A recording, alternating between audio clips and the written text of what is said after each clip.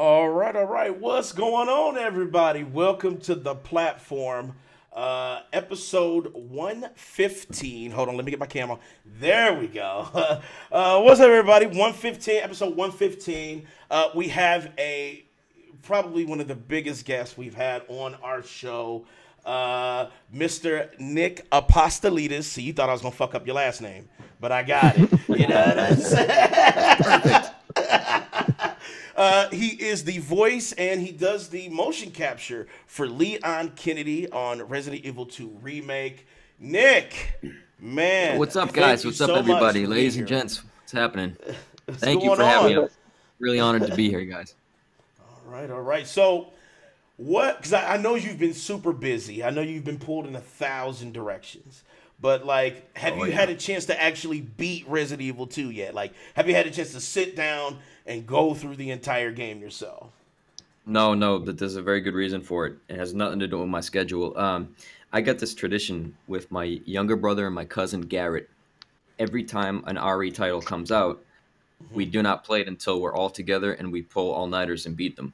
And so I have not. They live in the Boston area, and I'm in LA.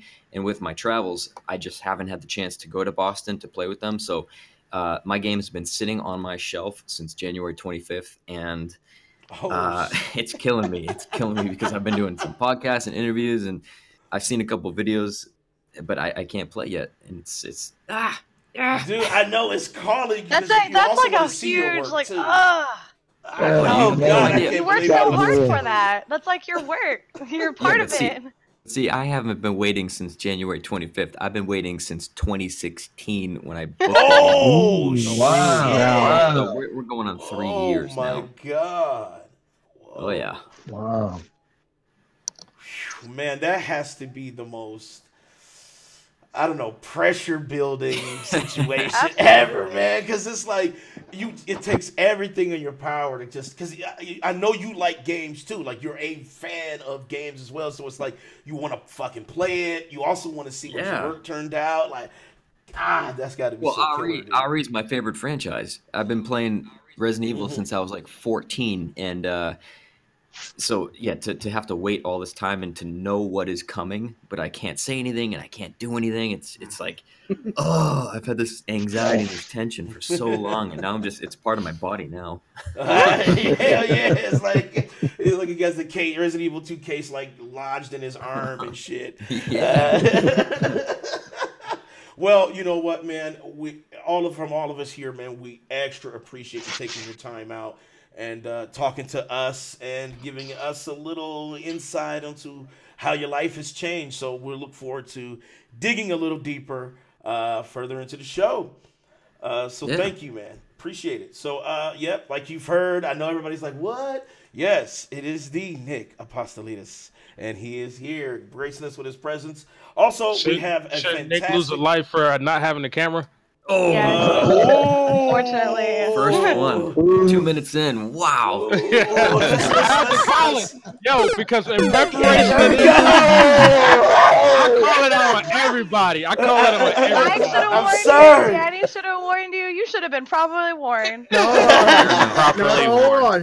Fair enough. I'm on your turf right now. We made sure our cameras work, our audio was checked.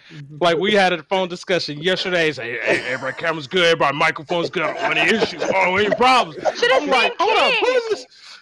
Platinum. The first thing he said when he came in was that his computer was falling apart. Yeah. I came in 5 minutes late, okay? You did. I missed that. There we go. He got one. There we go. He came in. He did come in with a disclosure agreement. He did. Yeah, he did. All right. I retract my statement. But here's the thing, That's what happens when you're late. Here's the thing, though. Platinum. You were late, so here we go. That's one. That's the only one. So Nick, now you see how to play, right? Now you see. Oh yeah. Yeah. He's like ruthless now. It's going down. All right, so like I said, we also have a talented panel here, mainly streamers, because I am a fan of like the Twitch brand and streaming and stuff like that. So that's how I watch TV. Let's go ahead with our introductions here. Let's start in no random order. Let's start with my doppelganger, Primetime, aka Dave D. What's up, man? Introduce yourself and tell everybody what you're currently playing. What's up, y'all? My name is Primetime, aka Dave D, like my twin brother said. And right now, I am currently playing Anthem, man. That's like sucked my life up. But I will be probably playing Resident Evil 2, man. I mean, I gotta get it, man. I want to jump in on it, but right now, yeah. Well, I can tell you this: it is an amazing homage to the original, and yeah, I'm not just sucking up because I did put on chapstick. But yeah, I love what you've done with Leon and like the charismatic. I can't even say it. Charismatic. Yes, charismatic.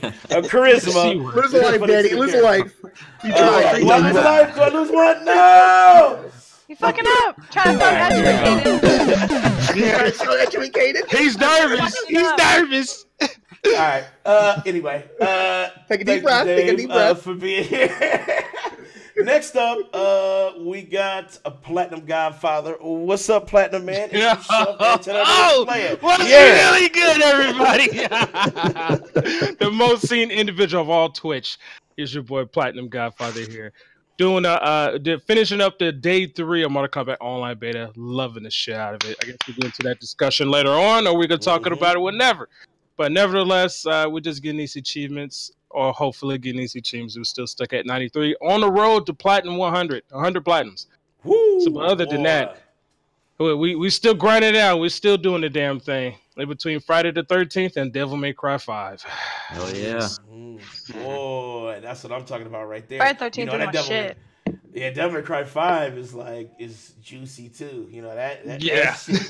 Yeah. So, all right. Well, welcome, Platinum. Welcome. All right. Next up, we got LaLa. What's up, LaLa? What's up? What's really good? Oh my goodness. I'm cool. Hold on, she stole my phrase and she gets a fucking intro sound. Listen, Danny, we talked about this shit yesterday. Remember my I know intro? we did. But listen, I got you when you. I have currently been gaming on all of the Telltales and of course Fortnite like usual. I am going to be getting Resident Evil 2. I'm borrowing it from my big brother, which I'm super excited. I completely watched the whole playthrough basically, so there is no surprise. But I'm fucking stoked anyways, because it's fucking Resident Evil and I've been a huge fan, so I can't wait. I've been dying for him to beat it, and now he said I can take it home today. So after I stream played on hardcore, LaLa. Fuck that! What do I look like, a gamer? Stream that shit. Bro, that'd be hella puzzles. What do you mean? I'm not ready for that. What, I look like a gamer?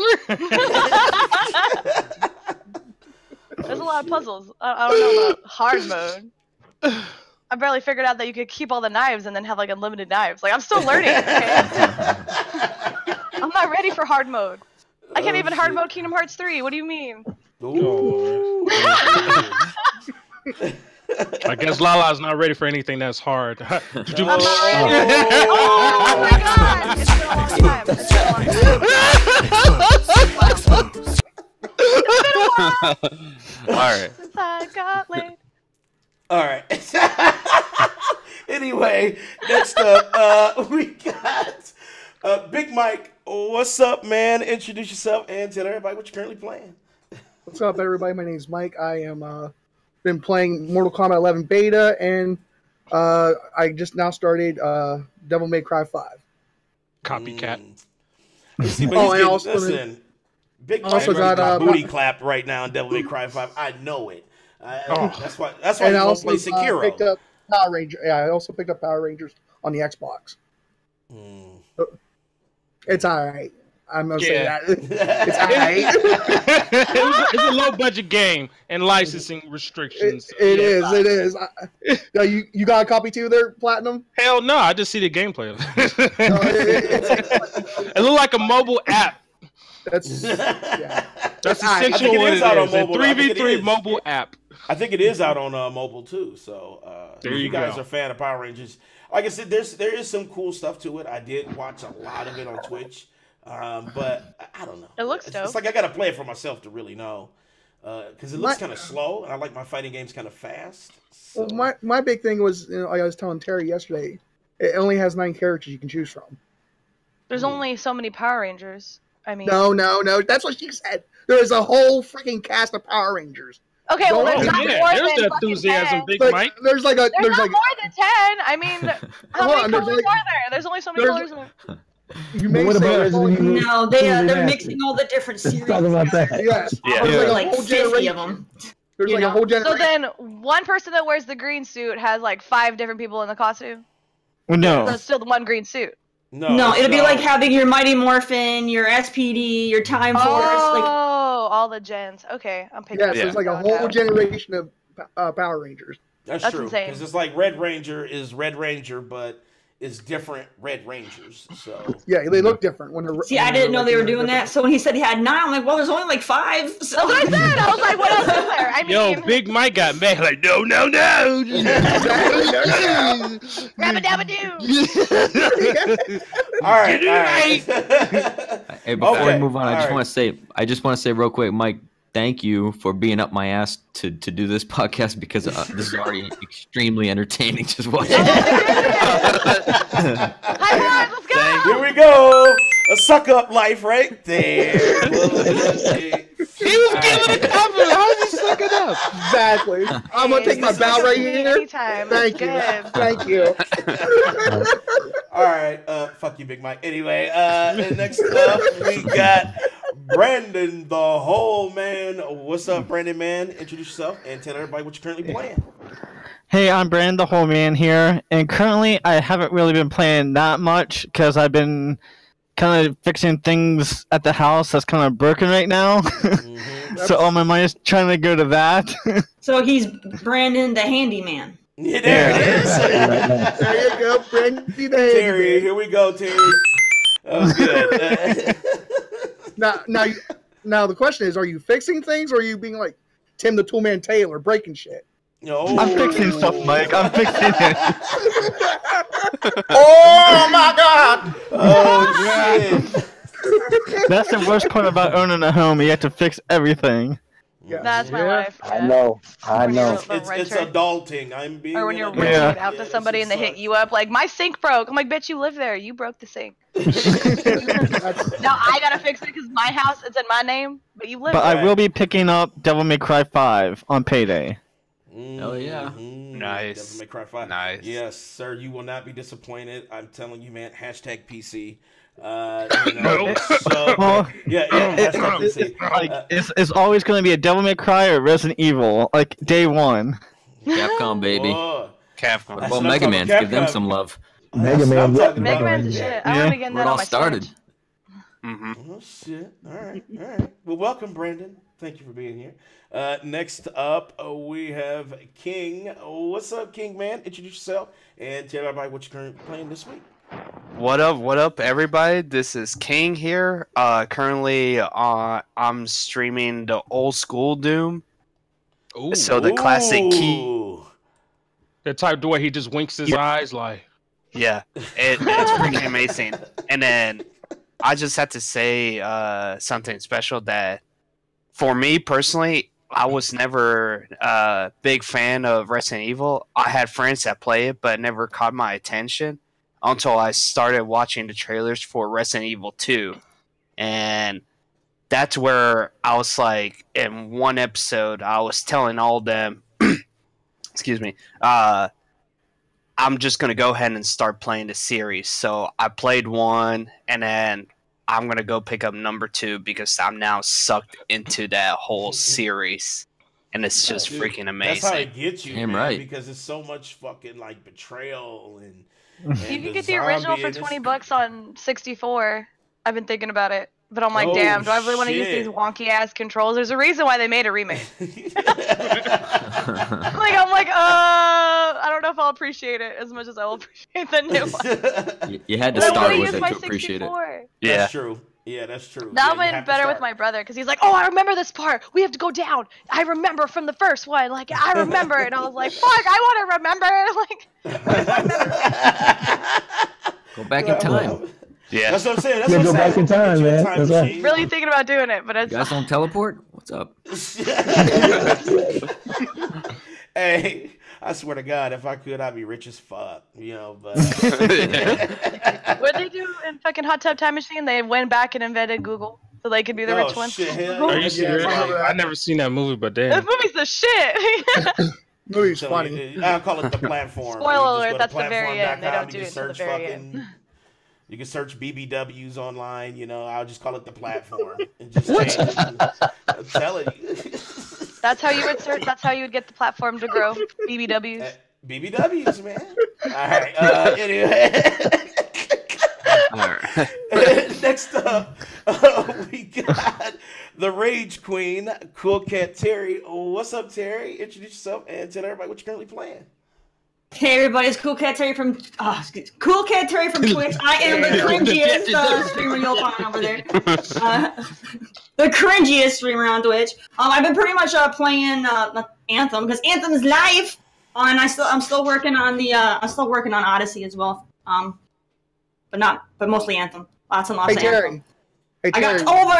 I got over 225 hours. Bam. Damn. Wow. Bam. Damn. Alright. And I'm telling Well, everybody in Terry. the chat that was hating, I still am not bored. Alright, the game is great. Oh, you already Alright. know chat. Shit, Hates eventually. Anthem right now. Hey, Division's dope though. I mean, I love Platinum, looters I though. You agree. can't, if you're into looters, they don't get boring. I agree if you're with you, into it. Platinum. Right. Hey Terry, What? real quick, do it for us. How's Leon Slash? Oh my god, okay, so there's the thing. Make her big cam. Make her big cam. Danny, make her big cam. All right, here goes. I want to know, Nick, I want to know what the designers were thinking when they decided to have Leon Kennedy go around and not know how to have proper knife technique, and he literally just goes around slashing at every damn thing. What the fudge is that about? Like, who does I that? haven't seen him slash. Okay, well, yet. anyways, spoiler alert. Hilariously. Leon. Hold on, Nick is gonna tell us. He's gonna tell us. Okay, spoiler alert. But yeah, that's Leon right there. He's like, oh, zombies. Oh, that'll be interesting for you to see. See, I didn't record the in-game What's up? motion capture. I did the cutscenes. Oh. And so I was gonna say, I was like, how I do you think they know? recorded. I think they recorded the in-game motion capture in Japan. I'm not sure about that. Okay. Outsourced. So all of his crouches and all that stuff. I didn't do all that. So I'll be curious to see what you're talking about. Oh, yeah. What I But like when you to think finally is get Leon's it with first your- day of work. They didn't teach him how to stab. Danny, So this is make his sure you first day. drop the video back Well, down. he was a rookie yeah. too. They Exactly. stuck pretty close to the lore in the universe. So who knows? He was a pretty badass in RE4. Like he had a lot of training after that, but he's a Well, rookie. yeah, see, RE4, he was Uh-huh. like head He's a jacked, badass you by know? then. Yeah. He gotta But in work the his first way Resident up. Evil 2, he did the head smash, no problem. Like, I'm like, Yeah. oh, okay, cool. Well, let's see. I don't know. Don't spoil too But yeah. much for me. But anyways, Yeah, Don't spoil too much, y'all. I have played Resident Evil 4, 6, and 7. I think. Ah, 7's the shit. Okay, I Yeah, played I those. love 7. I am no offense to anyone, I am not a fan of Resident Evil. I can't stand it. And I kind of resent it because everybody keeps making me play each one. I don't like zombies. I don't like gore. I don't like anything spooky, and they know it. So they torture me by making me play these things. Oh, damn. Doesn't I'm the like exact zombies. opposite. I love gore. I love spooky. I love creepy. I literally hate when you reach in everything their about body and take the key out. Okay, Oh, how about fucking this? disgusting. How about this Resident Evil game, Raccoon City? No, I don't like. I don't. Literally, I'm gonna have to play the remake of 2 because everyone's gonna make me. They told me I have to do it, even though they know I'm not a fan. So So I'm I gonna was be a forced. fan of Raccoon City too. I'm gonna be forced to play that one too, which is gonna increase my resentment level. I'm but, sensing a little reluctance here. I think she got squashed by Koopa. What do you guys think? Oh. You don't let Leon talk to you like that? Yes, I will. I think There we go. That's one for Terry. she Right fell there. down the drawbridge. There you go. But no, but Exactly. There we go. It's So, just- Terry, So when you played deserve Resident Evil that 7, one. Nick, did you play on VR or did you use controller? Oh hell yeah! So listen to this. So when I was recording RE2 back in I think it was like a couple months after RE7 came out, I learned at that point that the main cinematics producer and the sound designer, they were on my set, and I fanboyed to them. I said, "Oh my god, you did 7?" And they said, "Listen, when you play it with your little brother, I had to wait 10 months to play that game." They said, they go, "Do not play this game without VR." And I said, okay. Really? So eventually when I played 7, I was a huge game fan changer. because for the first time in a couple games, it gave me that anxiety of like the same anxiety I had in the original 1, 2, and 3. Yes. And even, Yes. even 4. It was the survival horror running away from that crazy fucking family and Jack. That experience, like I was having a heart attack running away from Jack.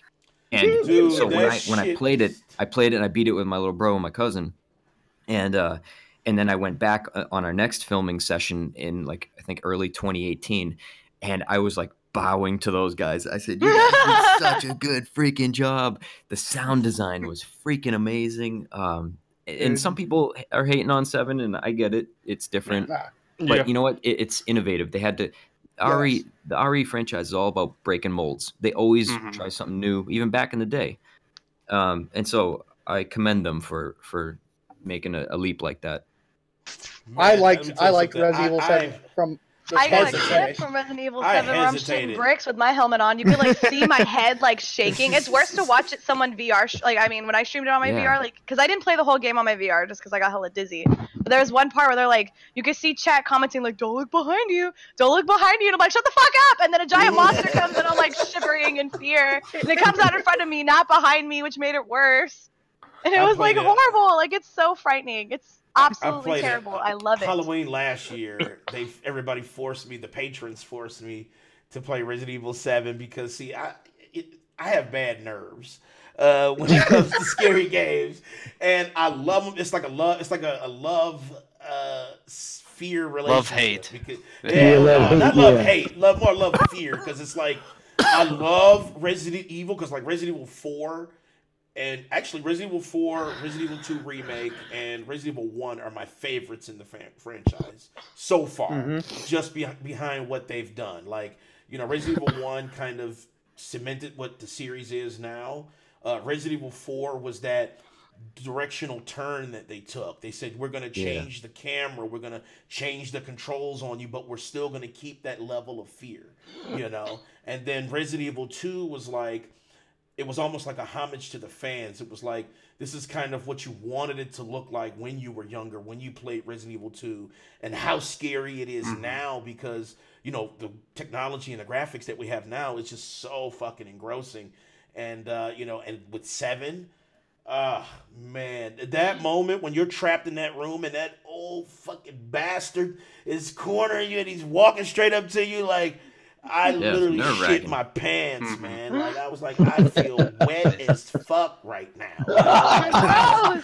And it was just like, oh God, you know what I'm saying? So, you know, but I love that fact because it's like, damn, you know, the developers and the directors, they really put their heart and soul in trying to create honest fear, and I can definitely appreciate that. Who's honest here? Honest I fear. have is a like, quick question for you, Nick. What's up? I have friends that they played the whole series, even 5 and 6, and some of them have told me that 5 and 6 they kind of step away from what they're known and was more of an action game type of base. And then when 7 came out, they returned back to their roots. Absolutely, yeah. And so, what was your take on that? Like, I loved it. Look, here's the thing. Like, I played 4 probably more than any one of them because that's the one my little brother grew up on. He's 12 years younger than me. I started him playing that when he was like 7, and you know He's a brave little kid. He was scared to hell, but we fell in love. I re-fell in love with the franchise when he was growing up because I had so much like camaraderie with him, and so we loved 4. We liked that action direction because it was a great game. Okay, then 5 came out and they added the co-op feature. And so, Which is the best one. like, yeah, it was a little stray from like what RE started out to be, which is like true survival horror with limited ammo and stuff. But I fell in love with that game because I played it so many hours with him. And then 6 came out, and yeah, we played that a ton. But then when 7, like, Surprise came out, like, I didn't even know they were working on it. And they just dropped it. And I was so excited after the first trailer, and I said, oh, they're going back to the roots in, like, this old mansion. And it's the whole feeling of, like, isolation and escape and everything. So I was so excited. I knew it was going to be a killer game. And I was hearing flack before it came out. Because, you know, Chris Redfield wasn't in it, Leon wasn't in it, Ada wasn't in it. I'm like, come on, guys. I didn't even think of it like that. I just thought of it as a new story. It's just another thing. Like, I just figured it had nothing to do with them. It was just a game to play, but it just has zombies in it. I didn't think of it as, like, a part of the story at all. And you know what? I don't know if you guys know this, but that was the first full entire game that was designed for VR and released for VR. They had a bunch of demos. There was a lot of demos and everything that came out. But RE7 was the first full game, and with DLC and everything. And so, like I said, Capcom's just doing their thing to innovate and just move into that world to see how that works with fear. The atmosphere that they designed was impeccable because I couldn't imagine that. Like I would have that helmet on for like 2-3 hours, and my brother and I would take turns. And when you took that helmet off, it's like you forgot you were sitting in your living room.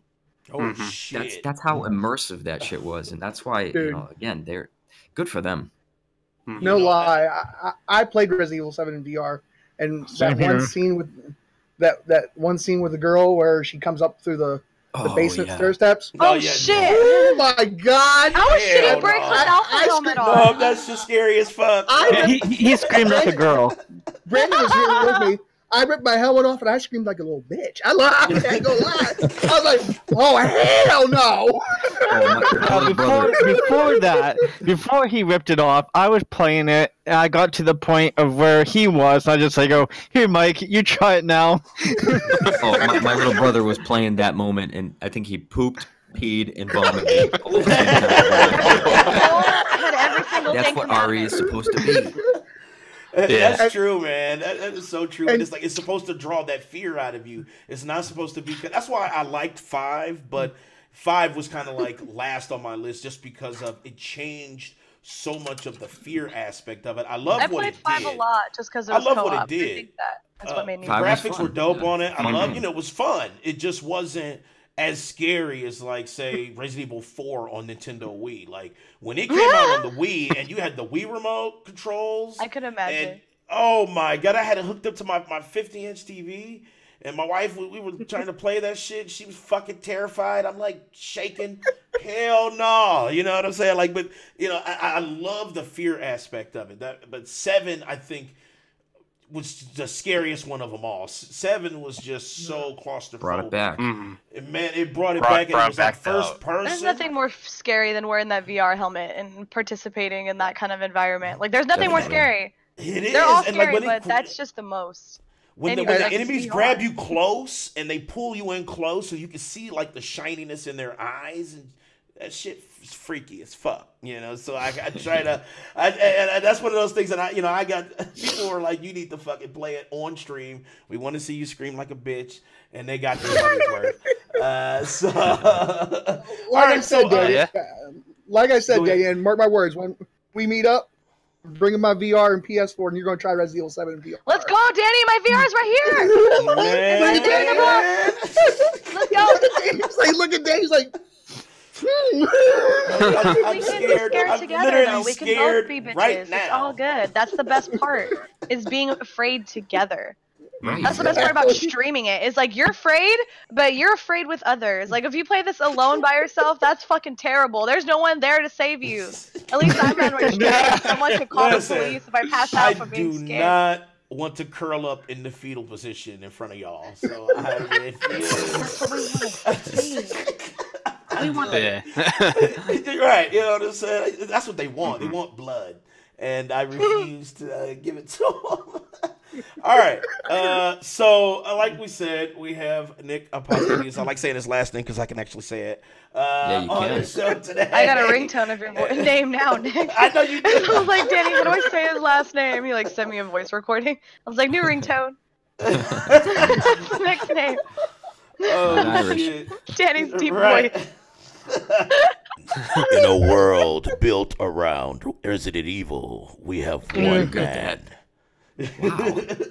This guy. I want that as my ringtone. Yo, Nick Apostolides in Naked Zombie Killers. I thought he was saying naked and afraid. I was like, this is a weird spin-off. I'm not ready.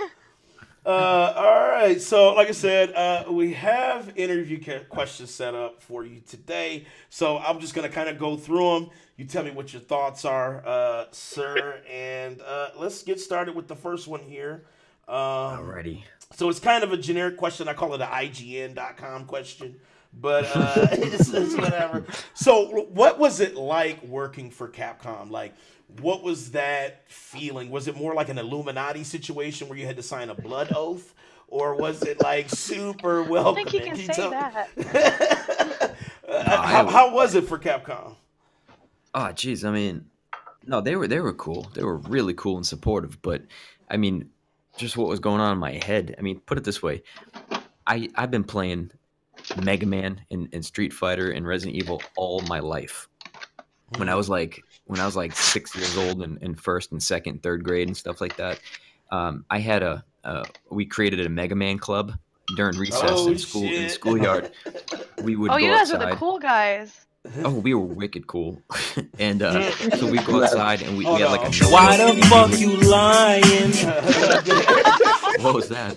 Oh, you gotta play it all the way through now. Oh shit! All right. Why you always lying? I'm just playing. They have a soundboard for everything. I bet he does, but I had like a notebook. And we would draw like the bosses and like we wanted the new Mega Mans to come out and we would talk about like new villains and stuff like that. So like Mega Man is a huge part of my life. And then I went out to Street Fighter when Super Nintendo came out, and then when PlayStation hit, it was all Resident Evil. And so one day to get a call and be like, "You're going to be working for this company," trust me, this is like no feeling on earth that's like that. I was so honored and humbled to be. How did you go about applying to be like a voice actor or the face capture of Capcom, like the new Leon, the remake? Well, see, Is this your motion first time capture. being Leon? Sorry, Yeah. I didn't interrupt you. Okay. No. It is my first time, but motion capture is really strange out here in Los Angeles. It's very tight knit. The community. It's not as easy to get into motion capture than it is to get into just films because you never see the castings. They cast internally a lot with the people they already know. Mm-hmm. And so I wanted to do motion capture for a couple of years and it wasn't working. I was emailing casting directors. I didn't hear anything back and I almost gave up. And then one day I saw on a casting site, they were looking for a Resident Evil 2 remake and they were looking for Leon. And I thought, like, real quick, it was just like a fan film, which they go up sometimes, short films, fan films, whatever. So I applied to it. Those are amazing too, though. Some of those fan films. Yeah, they really are. They are. But I didn't realize. So when I got the audition notice, they said, "Hey, come in for an audition." I was like, "Okay, what is this?" And I clicked on it. I read it more, and I realized it was the casting for the actual video game that they were remaking it, and they wanted Leon for the mocap and the voice, and I shit my pants because I was like, "This is my opportunity!" And so oh my awesome. God, it happens to be my favorite franchise, and happens to be my favorite character. I was like, "Fuck that! I have to get this," and so I did everything I could to prep for it, everything, and I even told them in the casting after my second audition with the director, I said to them in a polite professional email, I was like, "You guys have no idea how big of a fan I am." I said, "I understand this character. I've been with him for 20 years and I understand his relationships." And I was like, "If you guys choose me, you will not regret it." And a couple of weeks later they offered me the job. So I was like, cool. Boy, how did that go? Like, how did that call go Oh my down? God, that's like a dream story. I want to cry. I'm so happy for you. That is so Nick, awesome. how did that call go down? Did they call you? They were like, did they call you and they were like, "Yo, you got the fucking part," or were they like, "Yo, she knew the person casting it. She knew what it meant to me. It wasn't her final decision that it was Capcom's, but she calls me on the phone. I was like painting a house or something, and she's like, "I just want to let you know, we're gonna go with you as Leon, and I was like, you're fucking kidding me. And she's starts painting house different colors. red and black umbrella all over umbrella. Spurting blood all over the walls. Right. Illuminati confirmed. So it was a very, very emotional time, and it was just like so special. Congratulations! How was the family hype too? I know you're super family oriented. Was like, did everybody like gather together? Did everybody meet up and was just like, holy shit? Like, well, no, the first two phone calls I made was my little brother and my cousin Garrett. Boy, I know they were hype. Oh yeah, shit. I was like, I got some fucking news for you. Guess what, guys? So now your younger brother could be like, hey, my older brother, if you guys ever play Resident Evil 2 remake, play as Leon first. This is my big bro. My brother right there. That's my brother. That's so much like fucking honor too, because like me as like a little like I'm a middle child, so if like my older brother did something like that, I would fucking have Resident Evil all over my room. Like I'm like, what? No doubt. Fucking, like my brother's a beast. It's gonna be a special time because, like I said, me and him, like I started him off in the franchise with Resident Evil 4. That was just the first one he saw me playing, and he's like, "Hey, I want to play." So we grew up with like that Leon, with Paul Mercier. He's incredible, by the way. Like that's the one that I fell in love with, to be honest. So it's just like to be this guy now, and then me and him can play it. It's like a new chapter in our lives, in our gaming lives, you know. Man, that is so cool. I'm fangirling right now. I'm so excited for you. That's so awesome. Well, that is the coolest thing ever. LaLa wants to jump to the camera and just give you hugs, like yeah, like yay for you, like yay for you. Oh my god, I'm. Now, what one question I want to ask is that, did you ever maybe like, you know how some actors when they get in movies when they're remaking movies, they contact the original actor of the original movie, and so. I'm not sure if like, did you ever contact like the original Leon voice actor, Paul Haddad, or just asking him like how did you do the role and such? No, the reason is because the producers had some talks with us. It being a remake, you know, I understood that the fan base is really loyal and really deep. It's like 23 years deep, and that's a lot for a franchise. And they just said, listen, just trust yourself. The reason we went with this cast is because we feel like you represent a good reimagining of everything. They said, don't think too hard about what has already been done. Just trust what we're doing now. So I didn't freak myself out in that aspect. Freak myself out in a lot of other aspects. but they said, like, don't put anything on your voice. Just be yourself. Be the version of you that fits the character. And that's it. And trust us, and I did. I mean, Capcom, I'm not going to say no. Exactly. They've done a couple good games in the past, you know. So now, let me ask you this, Nick. So it sold, I think, what, 3 million copies in the first week of release. Yeah. How did you take that news? Because that means that people, as you know, myself included, loved, you know, just the overall product of Resident Evil 2 Remake, from the casting, from voice acting to action to graphics. Like, how did you take that when you first heard that was that many sales within that first week?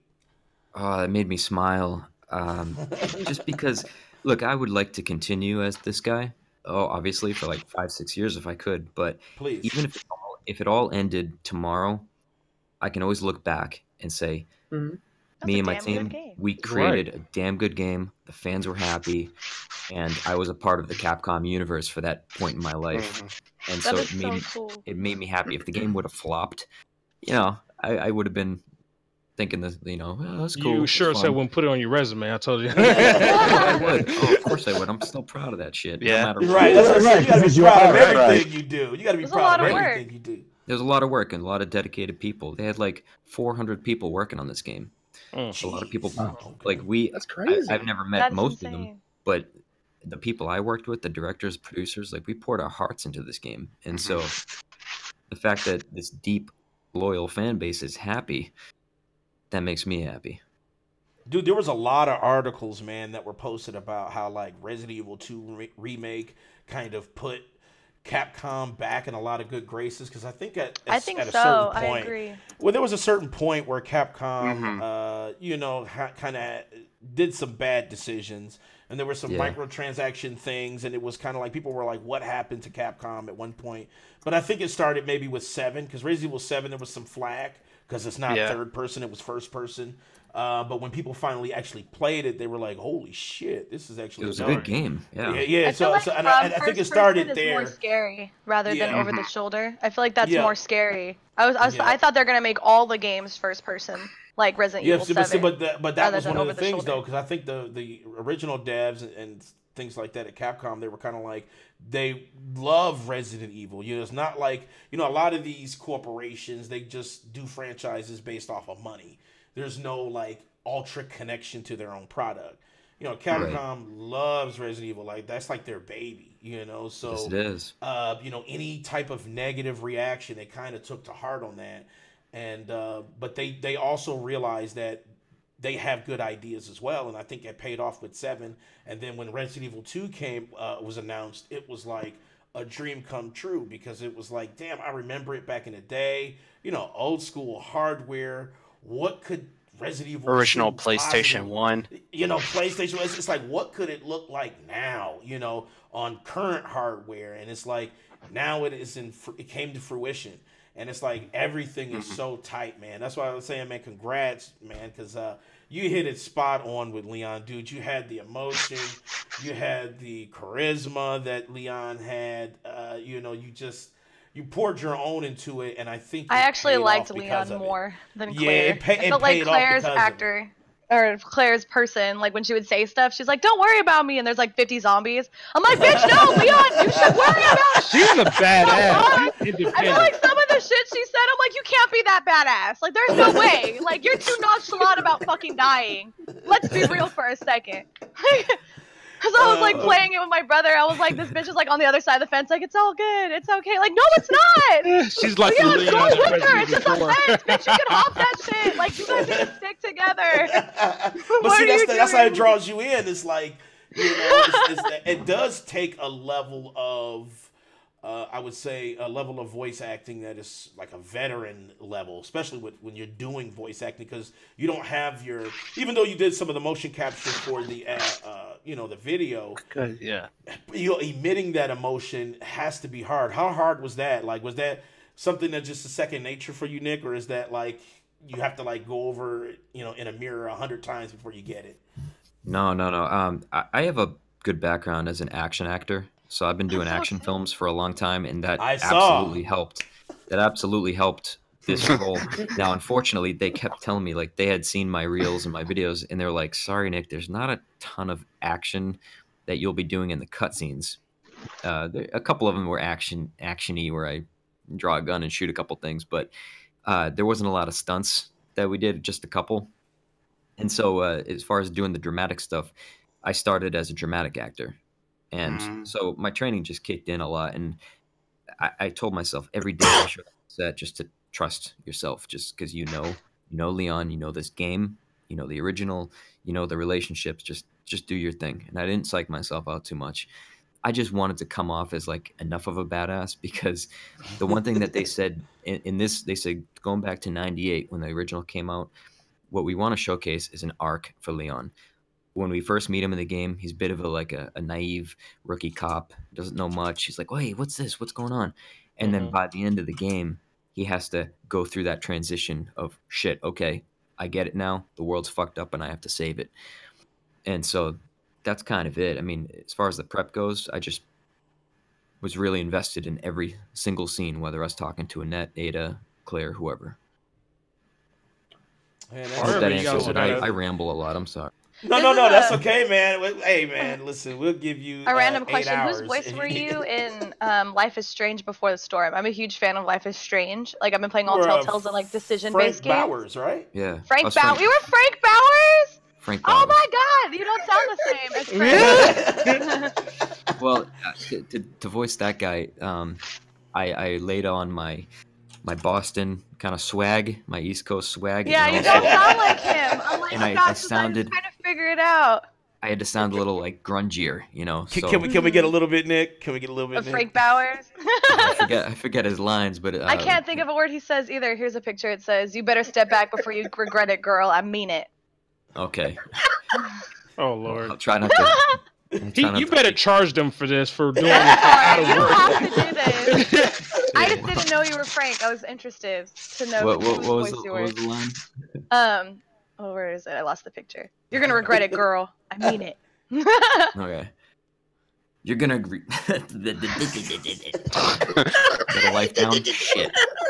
Damn, he said that's a life Sounds loss. just like it. Oh yes, that is right there. Oh shit! I didn't mean to blow Nick, you just up, send him an bro. invoice on how much it costs. And then learn to never try to try you again. So yeah, I sorry. just made the voice a little grungier and sounded kind of like a little bit of a skis bag, you know. That's so cool. I didn't know you were in Life is Strange because I played all of those. Like, I'm a huge Life is Strange fan. I love all of the Telltales. Like, I like decision-based games. In So, episode that's 2, cool. I was Charles Erickson. I have to look that up. Oh, Play multiple voices. Okay. That's the great thing about voice actors. They can do so much. Yeah. Isn't that for the Awesome Adventures, right, of Captain Spirit, I believe, right? That character was in both. So he was introduced to Okay. Captain Spirit, and then he went on to go to episode 2, Life is Strange. So Okay. he's Awesome. kind of like a deadbeat alcoholic dad.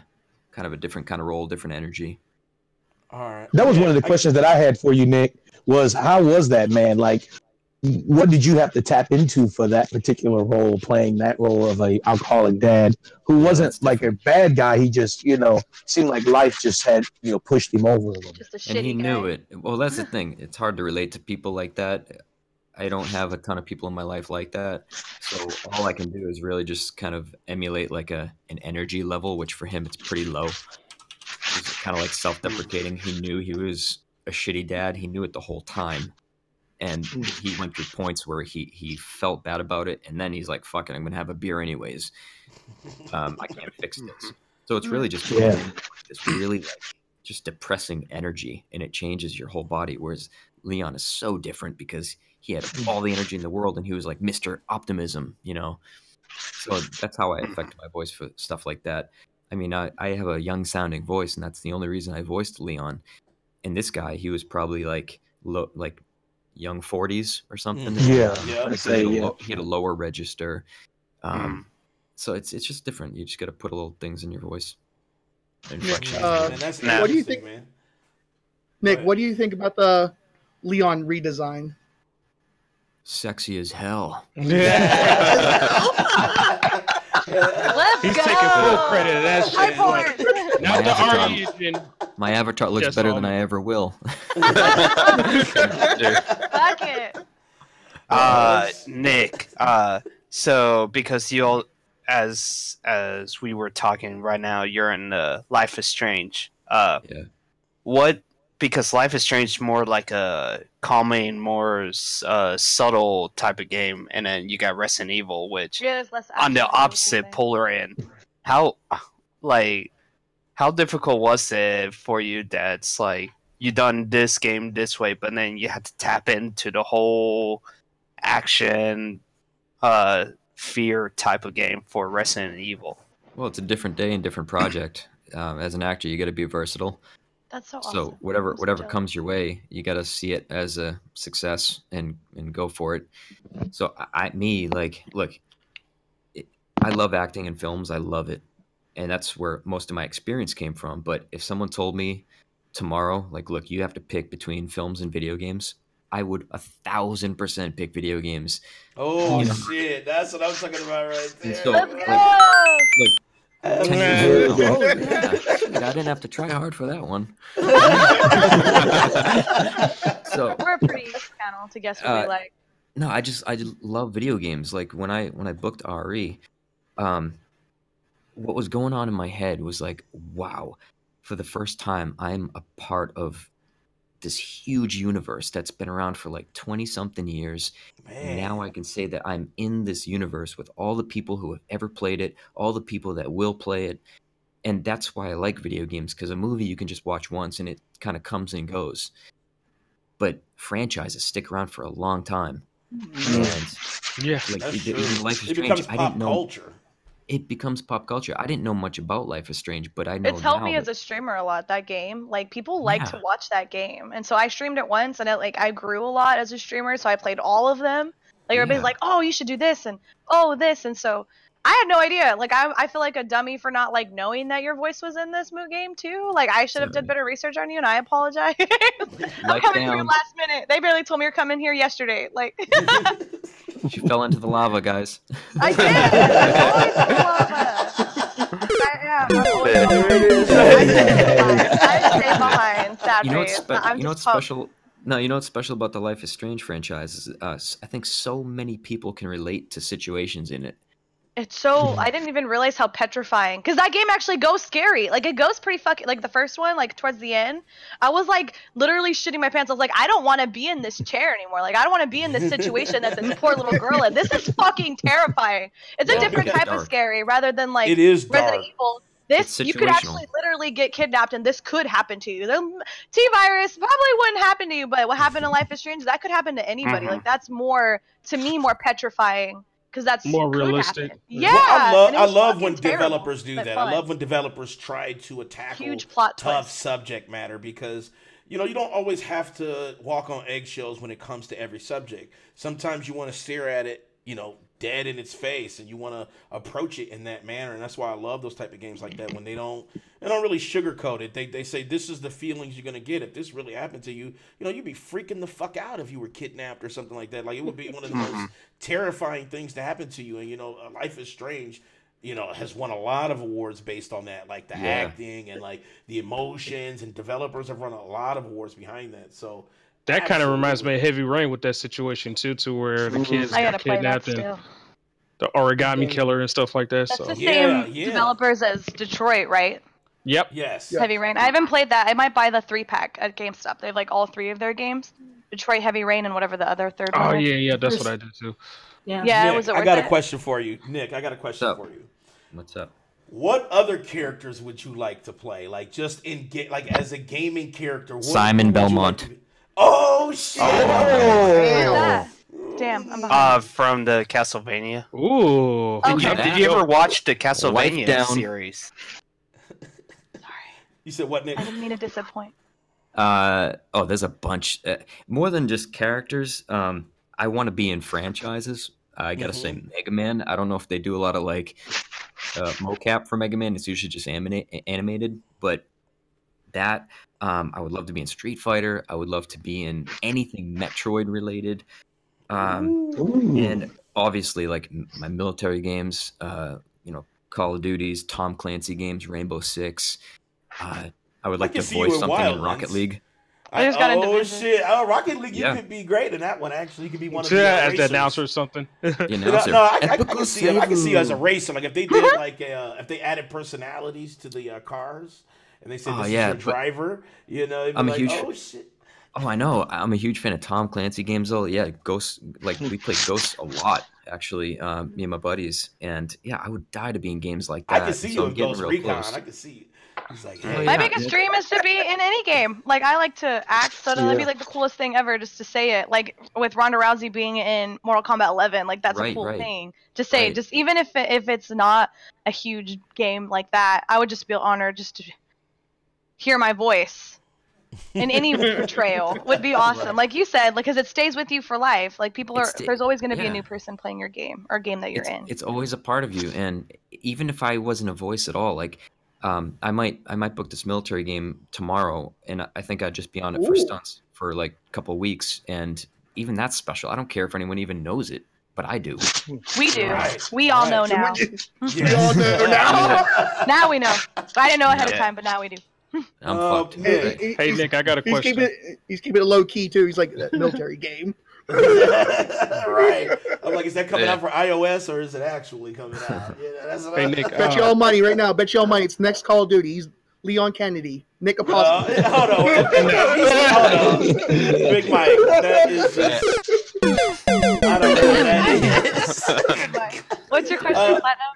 Go ahead. Do you Platinum. see yourself? Hey Nick, do you see yourself applying for different roles in a Resident Evil franchise or anything like that, or besides I can see Leon? you as Wesker too. I can honestly see you as Wesker as well. Well, that's up to them. Capcom is very loyal with their people, and they use a lot of the same people. Like, for instance, I don't know if you guys knew this, but Ruben Langdon, who plays Dante in Devil May Cry 5, well, actually, he did 3, 4, and 5. He was the voice in the mocap. He's also the mocap of Chris Redfield, and he's I didn't know that. Even for 8? I mean, even for 7? No, with the exception of 7. Okay. But he was he did Chris Redfield for 5 and 6, and also the couple of CG movies. Oh, sweet. Including So we're expected to hear you and see you on maybe Resident Evil 3, maybe? Or... Is Leon in 3? Is Leon in 3, though? No, but he could play someone else. Though. Oh, that's true. So what I'm saying is, if they asked me to play anybody in the RE franchise, I totally would. I have my fingers crossed for 4 if they do a remake of 4. Ooh, yeah. Ooh, man. They probably will. They probably will. If they you do that, I would 4 like like a they signed did 2, autographed copy of the game that you. Please. I definitely would like an autograph please. copy. Yeah, I swear definitely. I won't DM you a lot. I swear, man. He'll send you his number. Like, here's my Hey, number. remember Call me? me. Remember me text from that one time? Remember us? Remember I helped you Remember survive the the podcast? podcast? And remember you didn't lose all your lives? I kept giving you, sneaking you one-ups? I have a question for you, Nick. I'm not sure if this is a good question, but have you seen also like the different types of mods that people have done for the game for Mr. X? Be right back. Some are hilarious. Goodness. Beachbody Mr. X. Yeah. Train. I've seen them. Oh, God. I don't even know. This is my age coming up. I don't even know how people do that. That's pretty impressive. Oh, I know. It's awesome. Yeah, I like the it's Thomas very the Train one. That one has to be my favorite. It's hilarious. Good for them for taking the time to do it. It must be time consuming. You went to a. Not you there, Dan. All right, there you go, Dan. You're failing her for a second. No, I'm good. I saw it. I don't know what that was. No, that was me. That was me. Yeah, I've seen a lot of mods. They're really cool. Some are pretty good. Some are pretty good. I saw one yesterday on Twitter that they took Claire and put her in like a blue thong, and I was like, "What? What are people doing here?" We know what Big Mike. Big Mike was. That's the first one Big Mike looked up. He's like, Claire Thong. No, I saw the timeline. I saw my timeline, and I showed it to Platinum. He's like, he cracked up. Also, he goes, "Whatever." I would say my favorite mod though is the Shaggy in fucking Mortal Kombat or in Jump Force. I've seen that. That one's dope. No, that's just crazy. Nick, also, I got a question. Go ahead. Yes, Nick. Worst acting gig. What was the worst? Oh God, thing? here we go. Yeah, I'm saying, what was that one where you got accepted? You went to go do the job, and you realized to yourself, you literally said this in your head. Hold on, where is it at? Right here. You said, "Damn, son, where'd you find this?" What was that moment? That I wish I had a better answer for you guys. I've just done a couple projects that were really poorly run by people who didn't know what they were doing, and these are things I should have kind of like vetted beforehand and like really looked up the production company to see what they've done in the past. But there are times out in LA where you're just excited to book anything, and sometimes you just need some money. You're like, yeah, fuck it, I'll do this project for $200 a day or whatever, and you show up, it's just a complete shit show train wreck, and I don't have a specific instance, and it might cost me a damn life, but when you first started your career, was there more like people mediocre like that when you first started trying to be a voice actor, or just an actor, or a regular actor? Just there was more like shit shows until you got your name started, or has it just been like that all the time? Random. Most people, like, look, some people get they get discovered right away and they get thrown into these giant projects. That wasn't my path. I started on like really small stuff. You work your way up, and yeah, of course, when you're working on like these films with no budgets, and lunch is literally like a bag of pretzels. Like, yeah, you're going to be working with inexperienced people, but you eventually work your way up. Now, during that process, some of the first films I ever did, even student films, they were directed by like visionaries, and these are people who are going to go on to do big things. And so you take the good with the bad, and I appreciate them all because it's a learning experience. Everything is, even the shitty ones are a learning experience of maybe what not to do or how do I improve myself. Or when you're on set on those projects, it gives you a chance to kind of fuck around and experiment with my acting.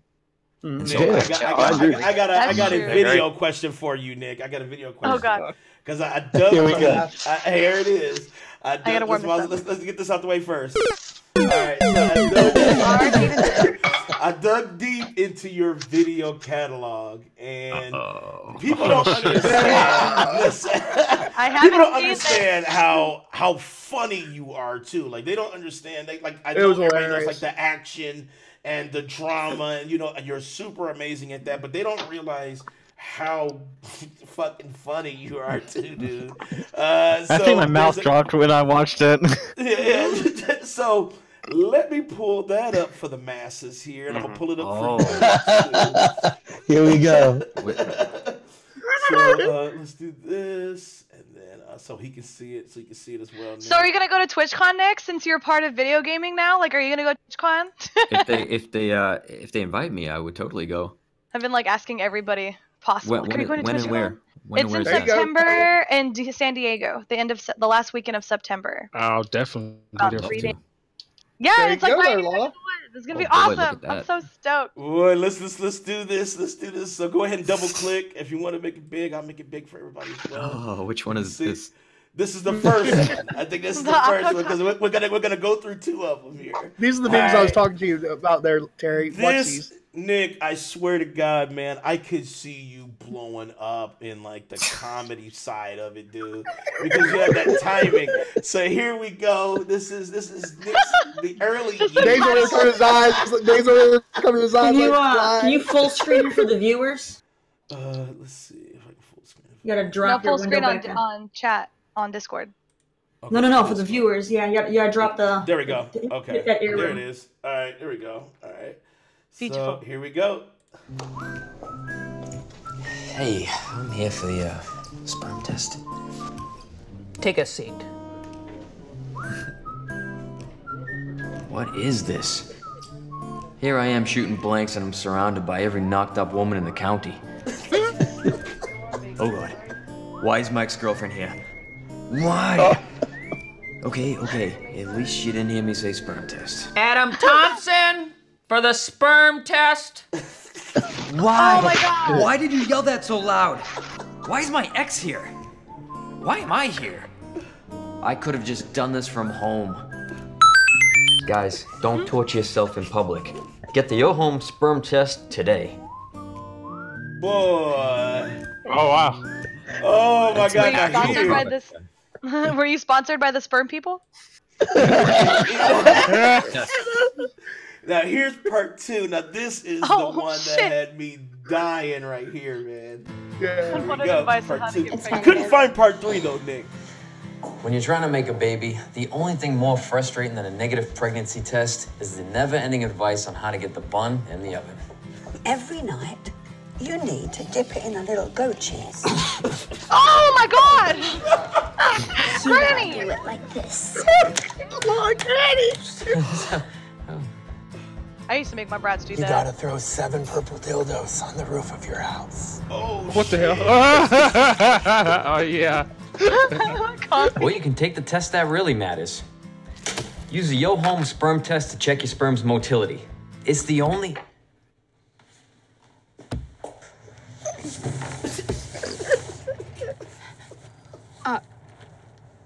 What? Couldn't hurt, right? They're fucking ginormous. LaLa, those are ginormous. Those are fucking huge. That poor girl's gonna hurt herself. Yeah, that was a fun day on set when they came in. I wanted to ask you about this. So so how was it doing like a comedy type set? Here are some facts about infertility. Hold on, let me. The definition Oh of damn! infertility. It's still talking. I couldn't find. I tried We're to still find learning the, about this. I tried to find the third one. I couldn't find it for some reason.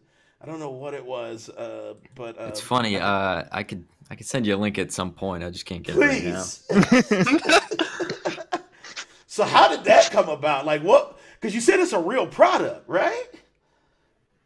Yeah, that was funny. I saw this casting for a commercial for the sperm thing, and I was like, "Oh, this sounds fun." And they were looking for a guy. They said, "Think like a Boston guy who's like a carpenter, like a trades guy, blue collar guy." And that's exactly what I am. You're like, hey. I'm a tradesman. Like I do carpentry work and all that, and I'm from Boston. And I went to the audition, and the walls were really thin, and I could hear all these LA people like destroying the Boston accent. So I just went in there. I just did my legit Boston accent, and I booked the job. I was like, damn right, because I never get those casting calls where they want Boston. So I went in, and that was probably the 3 funniest commercials I've ever done. It was really fun to shoot them. Dude, And I the director swear was to hilarious. God, man. I didn't even know that feel thing like- existed. I didn't know men had problem where they had to order that. Like I didn't know that was a thing. I actually am educated from your commercial. Nick, I swear, man, you could do a comedy film, dude. Like no issue, dude. I feel Oh, yeah, like I've done some comedy stuff, and it's really fun.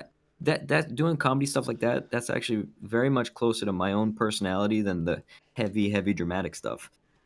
Do you prefer I the can action feel over that. comedy? I can feel that. That's hard to say. I like them both equally. If I had to choose one, though, definitely be the action. Because you like to side. do your own stunts? Or you Hell like running yeah. around? Yep, exactly. And so, comedy's fun, but I wouldn't be sad if it was the last thing I did. I got a question for you, Nick. Do you see yourself now seeing your video? It kind of got me thinking like he could play as a Matt Murdock, as a cool as Daredevil. You ever thought about cosplaying or yeah, he could be actually the applying Daredevil, for like any roles in the Marvel universe maybe? Oh, for sure. I don't know if you guys knew this. You said you like fan films. Anyone here a fan of The Punisher? Yes. Yeah. Oh, yeah. I've seen You both could be the Punisher. seasons. Do you remember back a couple of years ago, like 2015, Marvel like famously shut down. They gave a cease and desist for a fan film that was the Punisher fan film. Do you remember that? Anybody in the news? Yeah. You Yeah, remember? I remember that. That was me. That was me Wait, and my hold team. on. Hold up. For real? That was you? We got shut down by Marvel, and our argument was, there are millions of fan films out there. Like, why are you I shutting us see down? it! They have like a bandage over your face. Exactly. If you Google it, fan film, it's you. Yeah. Wow. You don't Google LaLa, Nick, you don't see I didn't me. know that, Nick. So that's cool. I wish That's I could put it up on the crazy. screen. I don't even know how to do that shit. But yeah, if you Google Punisher shut down by Marvel, like you'll see a million articles about it, and like Twitter was blowing up, and Marvel was getting tweets being like, "Guys, we just want to see this fan film. It's like 5 minutes long, guys. What are they you afraid of?" monetize that. That's Disney though. The fan Can't film fuck with called Disney. The Dead Can't Be Distracted, which was created by director and cinematographer. Yeah, Mike Can't fuck Tesh. with Disney. I think they're serious about their stuff. They'll get down. Right. I mean, it is what it is when it comes to that. But that's really exciting that you got shut down, though. That's still kind of cool. Yeah, I mean, You made a big enough Must be deal to get damn shut good. down. Yeah. Street cred that Marvel that- took enough notice to shut us down. Is that it right there? I mean, I posted a link of his picture. That's Yeah, it. that's his face. That's it right there. Wow. Yeah. So I mean, Wow, that's freaking amazing. the guy John Bernthal that's playing him now. I think he's an amazing actor. Like he's a good Yeah. portrayal of the Punisher. I haven't actually seen the series, but I would love to play the Punisher. Did you ever watch him in Walking Dead? No, I did not. Oh man. But Pretty I've good seen a bad lot guy. of his films, and I think that guy's a phenomenal actor. He is. He plays the roles that I want. He's one of those guys. He plays the whole I want. Guys kind Yeah. of look similar. I could like see that. What you do is Yeah, you we set got a him up big, for the like, catfish, man. You Big get him crooked nose and catfish. everything. I wouldn't say all that. Yeah. What you do is you set him no, up for the he's catfish. You get him. I got a drunk, question for make sure you, he Nick. passes out, so then you can go apply for the role. That's what you do. Yeah. Okay. So my question, Nick, is that like you get really close with your team as you're doing these big projects, and when Oh, you're yeah, wrapping definitely. up, it's almost I probably bet it's always sad. You know, you gotta say goodbye and such. Oh yeah. But do you still keep in contact with, like, you know, the Claire voice actress and some of the villains and such, and be like, hey, whenever we happen to be in the same area, hey, let's get together and just, like, you know, grab drinks or dinner type of such? I mean, as projects go on, I mean, I've done well over like 100 projects, and there's always like a couple people from every project that are really cool and you definitely keep in touch with, and it's all about just building a family. This project that we shot, RE2, it was like a 2.5 year process. So yeah, we definitely built some good friendships. I don't hang out with them every day, but we're very friendly. I could text them at any point, ask them questions, and we'll meet up at some point, and we're definitely going to do some cons together, which is going to be really fun. That process hasn't even started yet. Cons are going to be the shit, man. You're going to love it. Dude, but I got to tell you, when you said, oh yeah, when you asked me about the cosplay, I haven't done cosplay yet per se, but I do have a background in creating wardrobe for films, like some of the low budget stuff back in Boston. So my first official cosplay is going to be Leon, and I'm going to make my own costume from scratch. You know what? That's going to be so Did you dope. get the collector's edition of Resident Evil with Leon's jacket? Did you get that one? Do you like automatically get that one for being like on the set? No, And that got me. sometimes like the Life is Strange franchise, like they gave me those games for voicing them, but for some reason Ari didn't, so I got my own deluxe actually. But creating the costume is going to be badass because I've seen a lot of cosplay for Leon, and it's his initial costume with the untethered, if you will, like a brand new RPD clean uniform. I'm going to have the end of the game where he's just destroyed and battered, and it's gonna look pretty bad. Oh, that'd be dope. Awesome. Nice. Wow.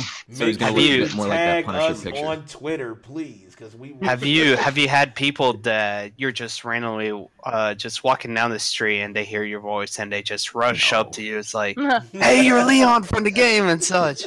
I don't expect that will ever happen. No. That'd be great. Well, I mean, like for some voice actors that like Kermit the Frog, maybe. Like it's hard to like look at somebody and fans recognize just their run voice. up to that person.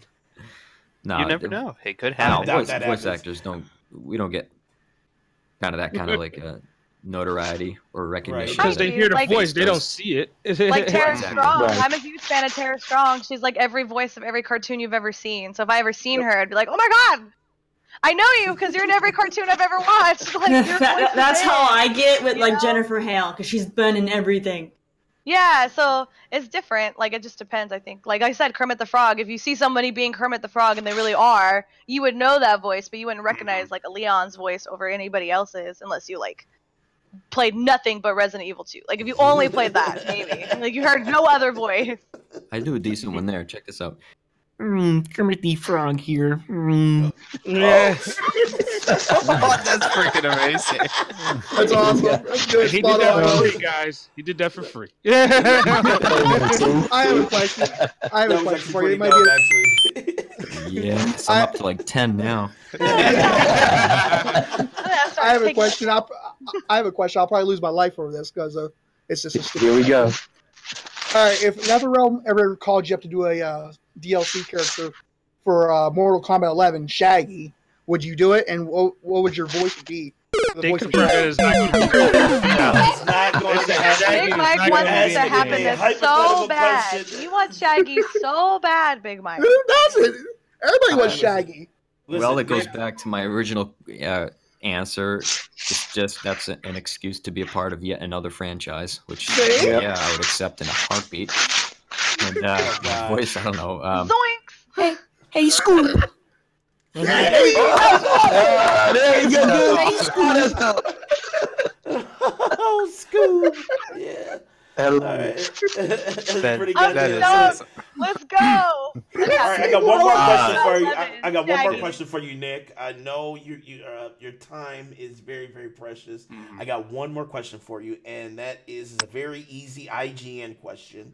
What does the future hold for Nick? Like, what are your future projects? Tell us where we can find you. tell us how we can pre-order, subscribe, or do whatever it takes to keep you moving. What's going on? Well, first of all, thanks. That means a lot. And let's see. I'm really pushing mocap and video games really hard right now. It helps with RE2 Remake on my resume because it's very recognizable. It's a household name in the gaming industry. So now I'm just trying to expand and get into more franchises to prolong that career, for longevity. As far as projects go, right now, the reason why I'm so busy with travel is because I'm doing this really special building show. When I said I was a blue collar tradesman, I actually am. I've been building for 25 years just because I like working with my hands. Yeah, I started with Legos and stuff, and I love carpentry. I love painting. And so I'm doing the show that's kind of like Habitat for Humanity. Goes all around the world, and we travel to 10 different countries, and we help out communities in need. And it's documented the whole time. And so we find it really special stories in some third world countries and some not, but every story is different. And it's going to be a 10-episode show that will air on television. I can't say much about it. They're very strict. But that's what's keeping me real busy right now. So I'll definitely tune in if it's on live TV. Yeah, no doubt. I'll tune in. Thanks. I leave for Bolivia on April 8th. After that, we're going to Bulgaria, Haiti, Thailand, and Cambodia. That's exciting. Wow. That is Congratulations. awesome. Safe travels also. Yeah, man. Congrats, Brandon. I just got to keep all my limbs and stay away from the alligators. But use your Resident Evil survival skills while down there. Yeah, there we World. That's the only time you got to worry about alligators. Yeah. I'll just have to blow them up with a gas tank or something. I'd be more worried about that, to be honest. I was trying, for RE2, I was trying to throw in that line with the alligator scene where it's like, smile, you son of a bitch. And they're like, I was like, the monster drew by. I was like, bro, is there a fucking alligator in the sewer? I was like, there's a fucking alligator in here. I know it. And they chased you. And I was like, oh my god, I knew it. Oh my god. Hey, let me ask you this, guys. I have a question for you. Yes. Because I have not played it yet, obviously I get the nostalgia from the original, and I love the music. Do you recommend I play the first playthrough with my little bro with the original soundtrack or the new one? Oh, you gotta play the OG. OG. Yeah. You gotta play the OG. You're gonna be like, oh man, this is so good. You're gonna be reminiscing a lot. You're gonna geek out on your own stuff. I'm telling you. Old soundtrack, yeah. I'm trying to get a lot of opinions, and I'll make my decision probably in 6 weeks when I get to play it with him. But it's gonna be really. You will wax nostalgic. You will fucking be scared too, because the old music was moody as hell. I mean, take nothing away from the new music. The new music is amazing, but. It makes my adrenaline up higher. It's just iconic, So it's like to see that over, layered over how beautiful Resident Evil 2 remake came out. It's going to be such an amazing thing to play with him. So definitely old school music for sure. Yeah, it's just you cannot replace the save room theme from the original typewriter. Yeah, it's so calming. It's like I'm not in danger in here. Also, just the main hall. Oh yes, the main hall. Yes. So eerie. Mm-hmm. So that's gonna be amazing. So definitely do that, Nick. Go ahead, King. Yeah. I just want to add this in also really quick. From what I've seen, also people playing RE2. There's a special. I think it's a DLC skin where it's the '90s Leon skin from the original PlayStation. Yeah, I've seen that. Oh yeah. Oh, wow. Shit. All blocky and everything. That's how it was for Tomb Raider, and it was terrible when you actually use the Tomb Raider skin, and the new Tomb Raider when you use the old blocky one. I'd be against the wall and I would lag into be in front of enemies. It makes you lag more, but it doesn't fucking do that. That's weird, really. Yeah, it really did make me lag out. It was stupid. I was like, I want to be nostalgic, but I can't because my fucking game's broken.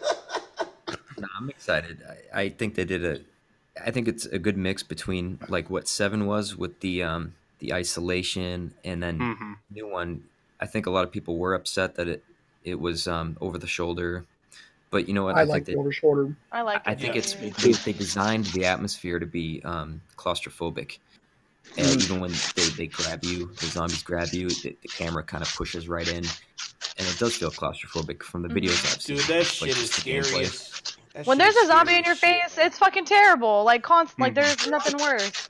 Plus, Dude, when they get close, Mr. X, man, it's like fuck. Yeah, Mr. X makes you feel claustrophobic because he's always up your ass. Now is Mr. X an actual like person that's in a suit that goes after, or what's he all? Yeah, just... Well, it was hired by Umbrella to kill the rest of like. No, but like when filming him during the game, oh, is he all just through programming all that, or what's an actual actor? Well, I don't know. It's all in game, and if they did that, it would have been in Japan. Oh, okay. I'm not. Oh, that's sure. right. Yeah. I never acted with anyone who was portraying Mr. X. If that answers your question. Okay. I'm more excited for fucking Nemesis. Remake of Nemesis. I would love. Speaking of the remake, how do you feel about, or any of you guys, you can put an add-on input on it as well, that the rumors potentially that they're outsourcing it to where Capcom's not going to be working on it.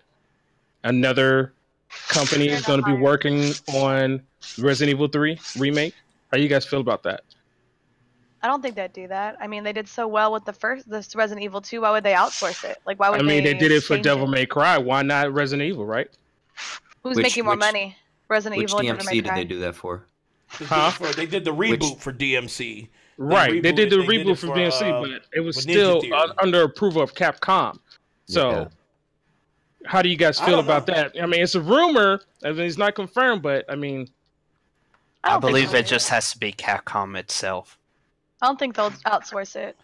It's such a big, like, I mean, Devil May Cry is just as big, so I don't want to. Yeah, I want to believe that they're on such an upswing right now with success. Yeah. With all these games, I don't think they would half-ass 3. Whether or not they outsource, I think they're going to put their stamp of approval on everything, and that's what I want to hope for.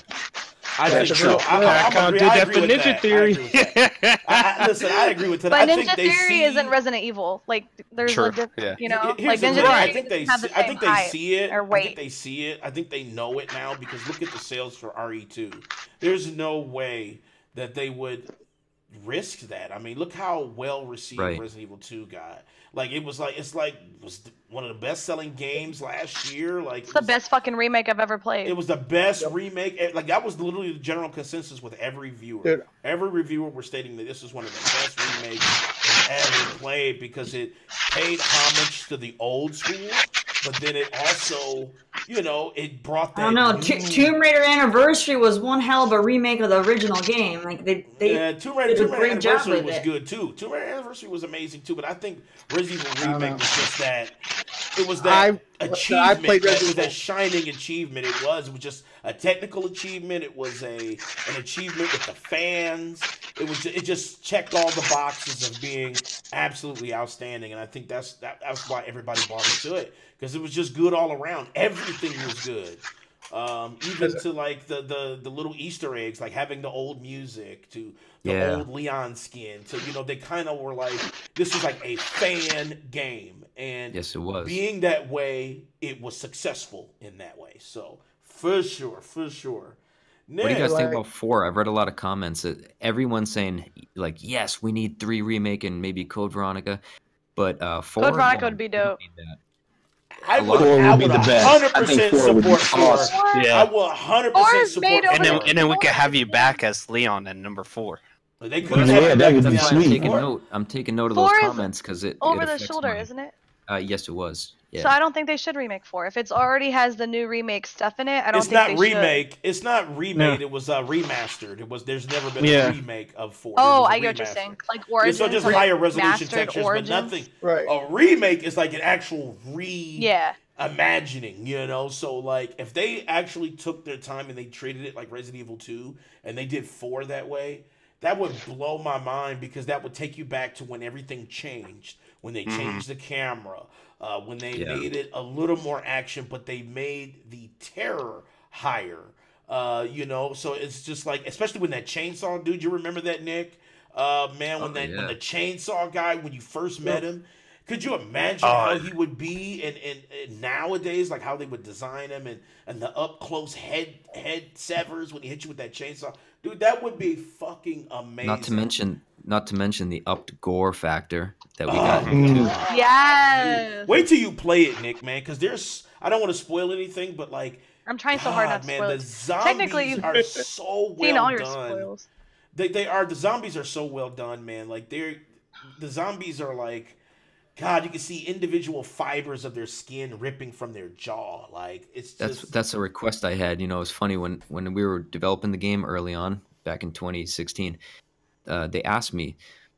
We were recording, but the gameplay was still in development, and they would ask all of us. They would say, you know, what would you like to see in the new RE2? What did you like about the past games? What didn't you like?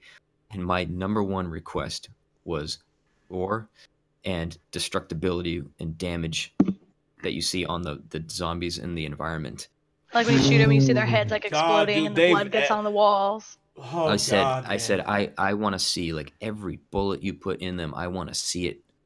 I swear to God, they listened to you, dude. They did, man, because like you can see the splatter, man. When the bullet hits a chest, you can see that nasty T-virus shit. Guts splatter, and shit man. flying out. Yeah. Or also how they designed the liquors. Just like the liquors. When you see it, it's just like fucking brain is just like out. Like I fucking hate the liquor. There's a scene where you walk in and there's like 30 liquors in like that room. You know what I'm talking about? You have to like fucking sprint just because you don't have enough bullets to fight 30 fucking liquors. Oh my God, I hate that part. God, that when you first meet that when you first meet that first zombie, I think it's in the basement of the police station. And he's like in your face, and when he opens up his fucking mouth is like not connected, and it's so nasty. And you can shoot him in that shit too, dude. You can shoot him in that nasty mouth, dude, and you can see it like what that mouth do. What that mouth do? It's so fucking terrifying, man. Yeah, what they wanted to do with this is make every situation as realistic as possible. To give you the shits when you play. That's what they wanted to do. Well, even with the interactions, they focused a lot with the cutscenes that they wanted the dialogue to be extremely just realistic of like what people would actually say, rather than it's just a day with zombies. It's like what the fuck is going on? And people trying to get to the bottom of things. Added, I think that's what changed too, because like with the original 2.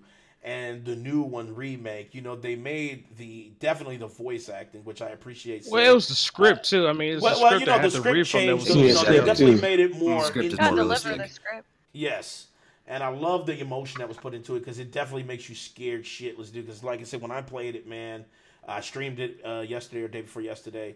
Man, you haven't beat it yet. You haven't beat it yet. I haven't beat it yet, but I think someone just fell down on the spikes. Oh wait, hold on, wait. Fuck it. Yeah. That's all right though. That's all right. I bounce back. All right. Oh, dude, that is awesome. Man, but I was scared shitless, man. I was screaming like a straight up little girl, man. Like that fucker, when he came up out of that damn locker, I went searching through the lockers, he just busted out, man. I'm telling you, man, I was the moistest ever, and I know LaLa hates that word, but I was moist as shit, man. Stop, you can pick other words. There's other words to use. Use a different vocabulary, sir. Come on, step up your game. Yes. I was ultra moist. How about Damn it! Nice. Yeah, no, I get you. Yeah. But yeah. So that game as a whole is such a success for you and Capcom. I really do appreciate the actual passion that you put into it, because you hear the voice acting, you hear in some games it's just stale, but you definitely put passion into it, man, and I think it shows. That look at the sales. People are like, this shit is amazing, so as well. Me as well. I think it's absolutely amazing. It's terrifying and amazing in the same thing. So definitely. Thank you. That means a lot. It's up there for one of my game of the years already. Yeah. It's definitely. And if they remaster 4, we'll petition all the companies to cast you as Leon again. Well, if this formula worked, they, like I said, they're pretty loyal. The only thing moving forward might be the age of him as he gets older. I think some of the other voice actors did a fantastic job of an older, more experienced Leon. So we'll see. I can affect my voice to be a little older. I'll channel some Charles Erickson and throw some alcoholic dad in there. But Leon the alcoholic. Nice. No, we'll see. We'll see if they decide to move forward with me as the voice. I would love to portray him at least in mocap for the next couple of projects if that happens, but we'll see. That would be nice, but they have to see it. I mean, just if they just look at just pure sales and all the reviewers and what they have to say about the game, it shouldn't be too hard to convince them, for sure. Exactly. Once the formula works, they'll stick with it. Yeah. Exactly. Well, we can't let Nick go. What the fuck are you thinking? Go get his ass right now. Tell him to bring his ass back up in his building. We need him right now. Well, thanks, guys. But yeah, right. You are amazing in the game, man. Like, thank you for just portraying that emotion. I'm hyped for you to play it. I'm sad you haven't. I'm so excited for you to play it, man. Here's what I want. I really want to check back in with you, Nick, after you play it. And maybe bring you back on for a few minutes and just kind of like, hey, this was my fucking experience with playing with myself. And I know it sounds Pornhub-ish. Weird. You know what I'm saying? But it's going to be an amazing. I would love to hear that story. I know, I'm shaking my head too. I'm like, what? Well, now that I know you guys, I guess you could keep those stories to yourself, Nick. I mean, I'm only gonna smack him around there, play the Dave. game if there's a mod that comes out. If there's a mod that comes out with you. Broke up on me. I didn't hear it. Wait, say it again. I'm sorry, man. I just said I'm only gonna play now if they come out with a mod with you as Leon. Big Mike. Big Mike as Leon. Oh God! You guys hear that out there in YouTube land? Make a mod with Big Mike as Leon. Somebody out there hear us? Don't do it. What is that? Beach Mike. No, LaLa, what? Beach Don't do it. Don't do it. I don't Do it, Daddy. You work on PC a lot. There you go. Make me an animated Leon. I can't. I don't even know if I have When the you skill design set. Big Mike, can he It's have like, Leon's God, hair, it would like be the like comb the over? slowest Leon ever. I got my slashing down to a T. I'm He ready. could be Chief Ayers. How about that? Would that be fair, guys? He could be Chief Ayers. That could work. I can see him as I can see him as a slow zombie that eats up your ammo. That's what I can see Big Mike as. He's just like, dude, fucking Big Mike zombie, god damn it, dude. Yeah, like a mini boss at least. Yeah, right, exactly. Like, I need to be a mini boss. He's like, I need titties. No, but yeah, since Nick, like you know us that, and Danny was saying that it'll be great to have you back and to listen to your experience.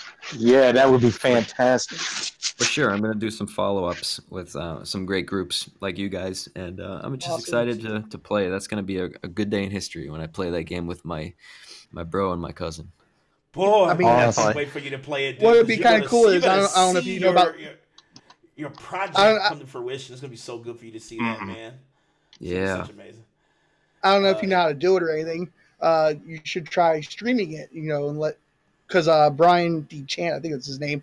He's the voice for Detroit, and he streamed his own game and played Detroit Becoming Human? Yeah. That's kind of cool. Yeah, a lot of people have been saying that, and eventually that's going to happen. But just for my first playthrough, it's kind of special, so that'll be private. There you go. Yeah, I totally agree. But after that, I would totally do some streaming. Even I might try to get some of the cast members together and stream it with them. That would be awesome. That would be tight. Wow. That would be dope as shit. Get Claire's voice actors. I'll watch. I'll watch. Break Twitch. Unless you stream it on YouTube. You could break YouTube. I don't know what your streaming Try to break platform anything I you're gonna can. use. Yeah. Well, I'm supporting it. And be like, hey, maybe you should try coming on here with the podcast. These group of guys are awesome. Hey guys, There we go. guys I like and how gals. King is like, by the way, don't forget to mention. and gals. I said and gals. Right, here we go. Gals. I right. Who's almost dead? Who's the closest to being like dead? Probably right Big now? Mike. Big Mike is close to being dead. I only lost 2 lives. No, you lost 3, sir. You lost 3. You lost 3. 'Cause when you asked that dumbass question about dumbass question. Well, let's take another way. Let's take another one away from him for misleading right now. So.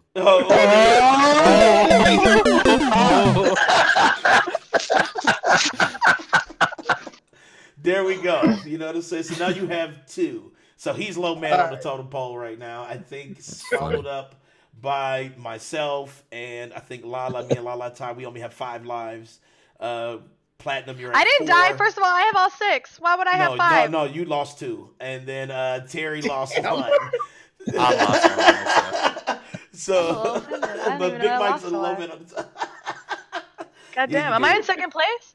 Shit. No, we're tied. We're tied. We only have lost. We actually only lost 1 life. So we only. I thought so. Yeah. We're not in trouble. Not like Big Mike is. And you know Nick isn't safe right now. He's like 13 lives and shit right now.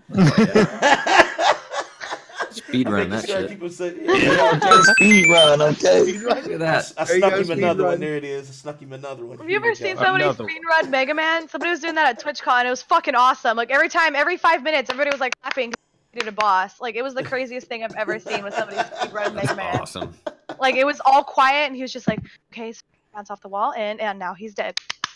Okay, this world was bounced off the wall, and now we've defeated boss number 5. I would Okay, die so to now we're watch going that. to the next room. It was the Okay, I would craziest thing. definitely- He did make one mistake. It was like bounce off, do do do do, dead, do do do do, dead, and it was like next world, and it was Shit. like, what the heck am I watching? Let me just Like tell you you, have to memorize. So I have a much. whole playlist of all 8-bit Nintendo music because it's the best Oh, that's ever. awesome. Oh wow, that's what I'm talking about. The new dream- Luigi game has no Luigi. Oh, it's just so Yoshi game cool. has My cute dream music. is to work in Japan and go like meet the guys at Capcom, and I want to meet the composer who did like the music for all the original Mega Mans, and I will just Wow. disintegrate into his hand. This is it. This is the end of it. Is this Nick? Hey man, you all right? Oh my god! You should look into Bitno Landscape. They are like an EDM group, and they do a lot of remixes and cool stuff with video game. Music. Really? I'm down. Ooh. Say that one more time. Bitno Landscape. Bitnal Landscape. Okay, I will look them up for sure. Yeah, I play all make their sure you music tag him on my in Twitter. streams all the time. Yeah. Tag him in I will. Twitter, Terry, so he can follow them and shit. Because Yeah, I like please Business do. Landscape too. I love like when they remix like video game music and so Business Landscape do rock it out. And Yeah. shit. Terry showed me. Yeah, I was please like, do. I was like, okay. And just commented one of their songs in chat in the YouTube. In Discord. No, it was on. I mean, it was on the channel, but I'll comment it in Discord. Okay. All right. So, Nick, man, I know you are a busy man. I don't want to bog your time down. I mean, if you have a little time, you can definitely join our second hour or hour and a half, I should say, discussion here. We have a bunch of topics. I sent the topics up. I don't know. I know you said that you've been very busy, so a lot of like the new stuff that's out, you haven't had a chance to play. Hell, you haven't even played your own game yet. But yeah, we're kind of at that hour. So if you want to hang around, absolutely would love you to hang around, man. If you like. I'm probably gonna. I probably already screwed myself with what I got to get done today. No, that's okay. I got a lot to prep for Bolivia, but Yeah. it has been a really, really, really fun time coming on with you guys. Yeah. Oh and, man. Yeah. Oh, we love you. You are amazing. Just You're hearing the god. from You're the god. your experience with Ari and everything. It's just Yeah, we I can mean, talk so more about awesome. it because now that I know what you guys are all about, guys and gals, I would love to come on again and update you when I play it, and we can chat Okay. more about whatever and the new games whenever I get time. But my schedule isn't free up till kind of June, which is a long time from now. But and then you could I also understand. always watch us on YouTube also. Oh my goodness, King is so funny. He's plugging. He's trying to get. I know he's plugging like a Like, motherfucker. fuck Now, yeah. Nick, If I'm Nick, not so good, how about I'm this? up and coming. Pass the partner. Like I'm trying, dog. Let's go. Yeah, like if you want to tweet me out a few times. I'm having a draw stream tomorrow. We're playing Deadpool. It's gonna be great. Oh, that's cool. You guys are all shameless. No, you hear this? Terry, hold on. you should All see right. me at TwitchCon, bro. I'll be at the dancing, dropping my business cards with everybody. Like, follow me on Instagram, please. Like, and I was in Vegas. I gave some my business card. They said they already follow me. Like, I'm trying. Everything's an opportunity, Terry. Hashtag savage. Fuck Nick, it. when you come back, man, because we do special types of episodes too, and I don't know if you're up to it. But you know, I can tell you this: if you do decide to come back, we will do our Wheel of Misfortune episode. What's that? Okay, we'll see. That's all you need to know is misfortune. That's all you need to know is there's a Wheel of Misfortune. We have an upgraded wheel called the Death of Dignity Wheel.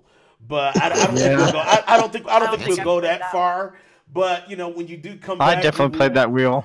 Yeah. So when you come back, we will do the Wheel of Misfortune, as well as hear the story of how you played with yourself. And you just had to slide that in there. I know, just had to slide it in there. I'm telling you, make sure you set up what you do. You set up some candles. You make sure you got some very light in the background. Rose petal oil. Oh, yeah. Gotta keep those stuff. You know, but for real, straight up though, Nick, thank you so much, man, from all of us here. Yes, thank you, sir. Thank you. Thank you so much for taking your time Shouts out to Big today. Mike for getting a hold of Nick. Shouts out to Big Mike. Yeah. And myself Look, as well. Give Big Mike all his lives back right now. True. He deserves it. I'm going to reverse You're it. Expose. And expose. Always trying to... No, for real. Thank you, Big Mike, for this gift. Thank you, Nick. Yes, thank you, Big Mike. And we have all your information below in the links below. So if you want to follow Nick, his information is below, his Twitter page and everything that he's working Here's on right his now. website with like all his stuff on. Yeah, you go to IMDb as well, but I have just his type Twitter in his page. name. So if you really want to know what he's doing, follow him on Twitter because he does update a lot, and you can kind of get a little personal with and not necessarily hyper personal. I mean, he don't have to get a fucking police involved, but but you can see what he's working on and stay up to date. Yeah. Also, his Instagram as well, so you can see those links below. Nick, once again, man, Thanks, guys. I thank appreciate you so it. much. Thank you. And I just want to say in closing, Congratulations. Also, thank you. I just want to say for all you guys, keep on doing what you're doing. When I started getting involved in this gaming for like mocap and voicing, I'm realizing how loyal the fans are to the gaming industry and certain franchises, and all like some of the sequels and some of the new games wouldn't be possible without groups like you who are just super passionate about sharing experiences and everything. So I'm really amazed by what you guys are able to do, and keep on doing it so we can all keep enjoying these awesome games. Absolutely. Thank you LaLa, so don't go much. crying on Appreciate us. I'm about to tear up. Hold up. He's Oh, so shit. awesome. I don't fangirl very often. He's just so awesome. Oh my god. No, thank you so Trying much, hard Nick, not to man. geek out on Nick, but I'm so thank you, pumped that sir. he's awesome.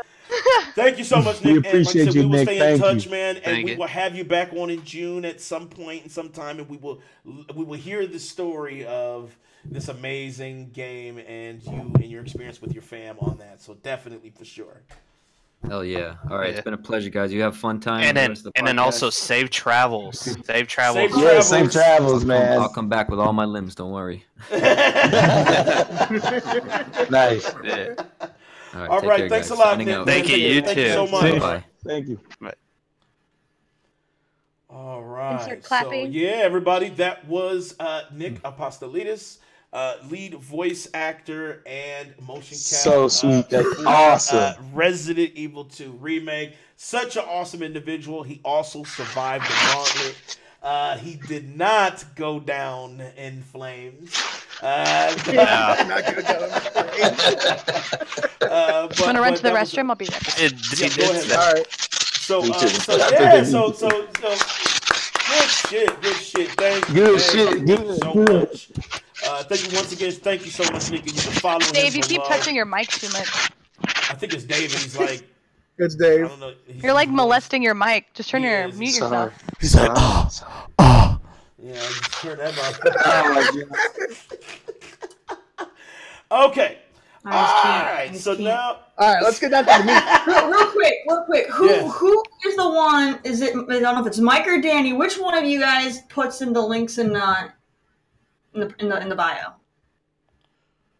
I put the Twitter page in bio. Mike, did you do all the other links? Like, no. I mean, you're talking about like, check out Cool Cat Terry, all those, like in the chat or in the description? In the description. Who did the description? That's all Danny. Take your life. Take your life, man. I didn't do the description. What did he do? What did he do? Podbean is spelt wrong. He put PODBCOMEAN. That's not even a word. Oh no, true. Oh, in the link. In the link. You got a fucking typo with God. No one can use that link, son. Oh, what? Oh, shit. Okay, well, I don't know. You super spelled that wrong. I'll just take a life from everybody. I don't know who did it. We don't know who did it. Yeah, who did it? Fuck it. It'll be fixed. It's Big Mike's fault. We know it is. No, it's between one of you two. One of you two are in charge of the links on the YouTube, so one of you two messed up. Nope. He just don't want to lose his fucking lives, man. That's what it is. I'm just sitting there looking at that like, what? Nick hung out a little bit with us today. I was expecting. Yeah, this is great. Yeah. I felt bad because we kept asking him questions, and I was like, wait, we've got our own set of questions. We interviewed him. We're supposed to ask him questions. Well, he was already a list of questions that he had to be able to look over. And those didn't get asked, so it was like... No, most of them did, Terry. Because we already transitioned into them at different points. I got some of them. I got a few of them, man. I got about, I think out of the 12, I got about 7 questions done. So trying so hard not to fangirl. I didn't want to fangirl. I was so pumped. I was like, That's awesome. I'm so blessed right now, living the dream. All right, so do we have time? Let's see, what time is it? We have 10 minutes left. Like I said, there, Danny, we had our appetizer.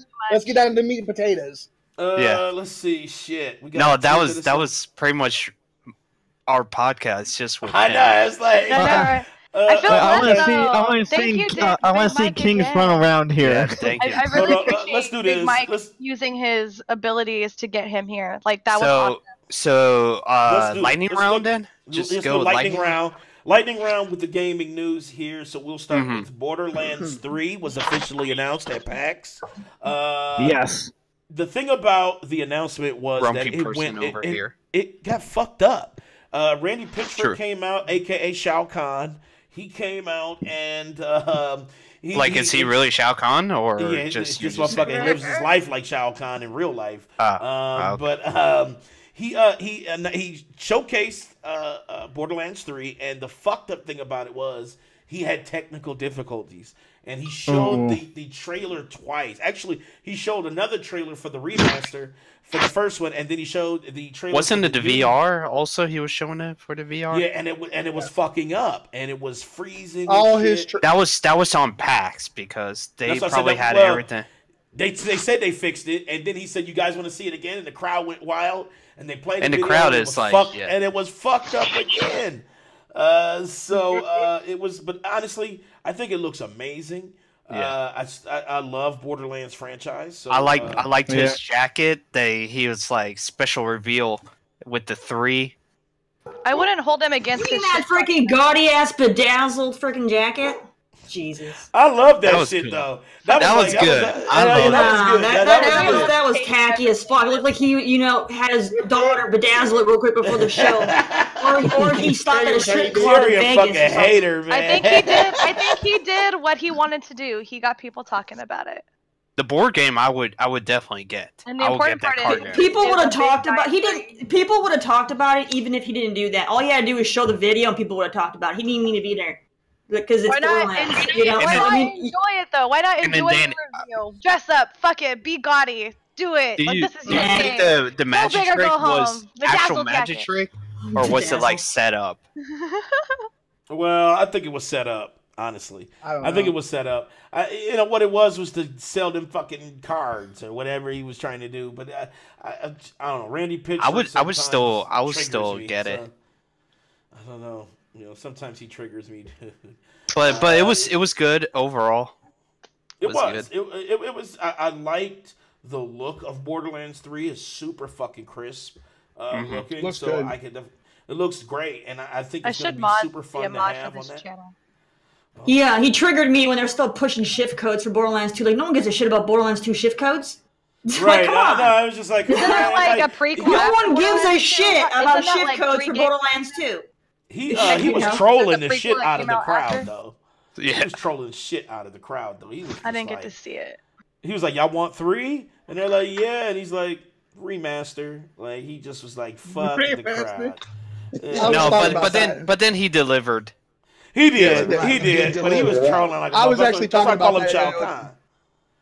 I was actually talking about that with the DualShocker staff. I was like, dude, I said he is on on the next level trolling along with Ed Boon. No, yeah, Ed Boon, yeah. ultra Sure. troll. If them two Ed get Boon together, with the shaggy stuff. yeah, could you imagine them two getting together and doing something? No. Oh god, that'd be hilarious.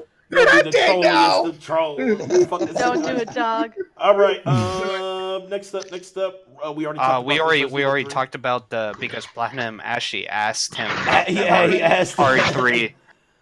All right, Good call. Sekiro. Good call, Platinum. So what? Shadows Die Twice. Good question. Asking him about being the outsource for RE3 and stuff. Oh, absolutely. Yeah, that I was was weird. gonna That was ask the those bomb. controversial questions. Can you just take like 5 lives from Dave because this is getting obnoxious? Mike, I have to have Dave like big bomb. Like literally, sometimes they get a really high pitched squeak, and it's like nails on a chalkboard, and I like it makes me wince every fucking time. I can it's ignore making me it a for the little most wince. part.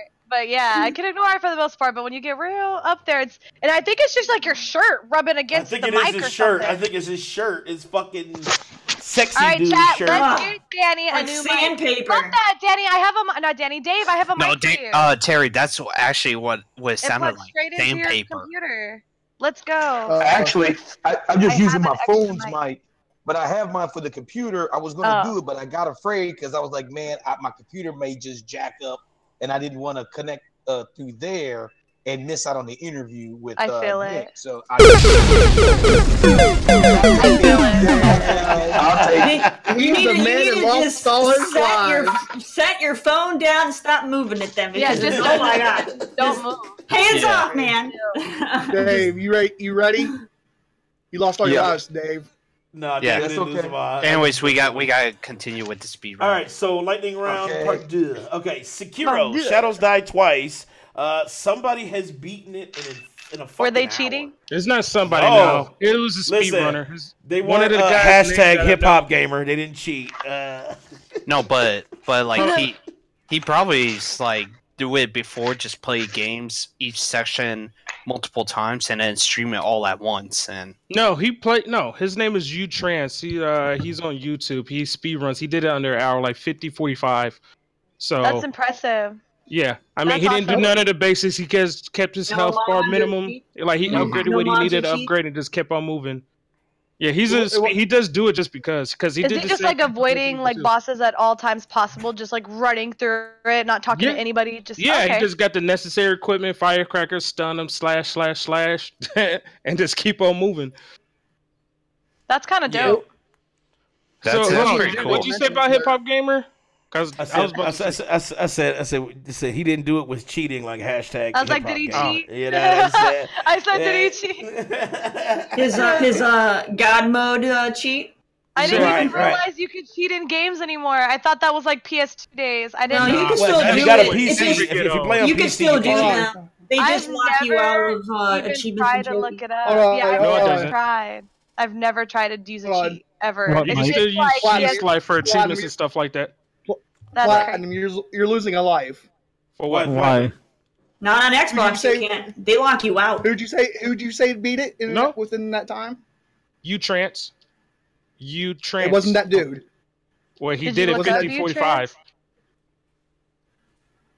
So, person that beat- do you want to lose a life person- again or what? Exactly. I'm saying. I'm just saying the person that made the record. The person that made the record was Dan Flesh 111. He beat it in 52 minutes.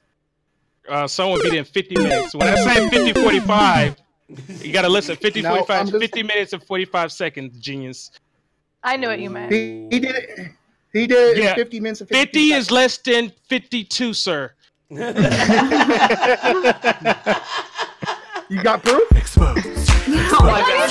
Oh God! Look at you. Type in U-Trans record. Alright, let's move on. We report on everything. You want to try to report on you anything? try to pick on something petty? It was stupid. Like, why would you challenge when I know the facts? But the thing is, with speedrunners, those facts are usually dated because they just keep beating their records. So, Well, that's right? fine and all, but the recent one, the lowest one, and the fact is that it was 50-45. Big Mike tried to say something like, "Oh, it's 52." No, who the fuck? Okay, no, I don't know. I need to see it, man. Then look it up, Mike, it's on YouTube. How would you know? dummy. That's what I'm saying. Like, what the fuck are you? All right, look it up yourself. He's just making shit up about people he doesn't even know. I watched this dude do speedruns of Resident Evil 2, so what the fuck are you saying? Like, what do you mean you need proof? I was like, he just stated someone who is not himself, who he's seen on YouTube, fucking do it. Like, what Thank you, proof LaLa. is there? Thank you. Fuck. Big Mike, you got Okay, one, anyways, sir. You got anyways. one life, bro. And Big let's Mike, talk about Hip Hop Gamer for a minute since we're in a little fucking hype mode. You guys seen the fucking tweets, all right? He Yep. said he accept all challenges. He want to smoke, but goddamn it, I started that shit by asking for his title, and he got fucking butthurt. And you know what? And you know what? And you know what? I'm still coming for that shit.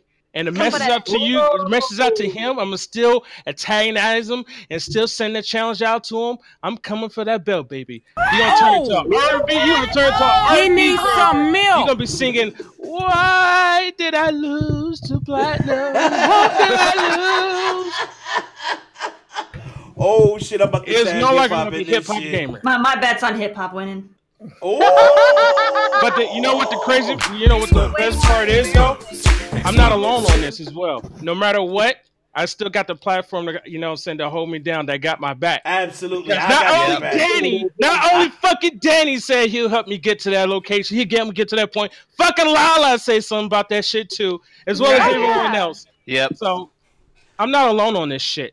I have nothing to be intimidated or scared of. I do it. So You need Hip to Hop do Gamer it. set up the stage. It could go down any place, Let's anytime. set it up. We just gotta Let's plan get it that going. shit. I'm He already coming for told that you the belt. place and the time. Keep that belt warm for me. He already gave you a place and a time. You gotta set it up though. You gotta set it up.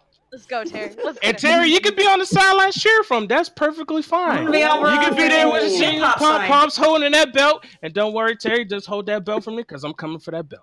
You're not gonna get that belt, man. You're not gonna get that belt. There we go. I can't stop laughing. This is awesome. Yeah. Once he gets there in the middle of freaking Times Square and all those people are looking at him, freaking platinum, shit. he's gonna I'll be freeze up. loving this shit. I'll be He's gonna loving freeze this up. shit. You're gonna freeze up, man. That's outside? Oh. Yeah, he said he's gonna do it outside because he already has a thing going on at the thing, and he said that he would just throw this little contest in on it. Yeah, this summer jam. And that scares me. How? How does that even scare me? That's an open opportunity. That's an open opportunity to show out and all be those me. people are there. When you're I there, don't give a shit. and all I those can be people a are there million heckling people. you, and Million people gonna be you're looking gonna- at me. No, That's why no. people are gonna be looking at me. You're gonna freeze up. People are gonna be looking at me. You're gonna freeze up. Really good. You know what I'm saying? You're gonna freeze up, man. You can What's talk, up, you can Alacard? talk a big What's up, game LaLa? now. What's up, everybody? You can Fuck talk a to big these game people. now, but once you're there and everyone's Talk a looking big at game. you and shit, it's Hundreds gonna of be people different. fucking watch me on Twitch. So what makes the difference? Because you don't Millions of see people, that, thousands man. watch You me. don't see the people and the camera. It doesn't matter. I can pretend you're not Damn, there. son, where'd you find this? You don't hear It them doesn't shouting matter. He It doesn't matter what you say, Terry. No matter what. You're talking a big game, but when you actually Oh my God!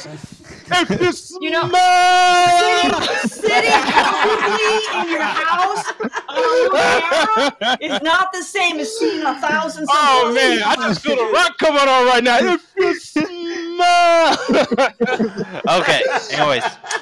Alucard corrected you both are wrong. He says that Dan Flesh has the fastest right now at 41. Thank you. That's what I said. You're wrong too, bitch. He said both. No, he She said both of us are wrong.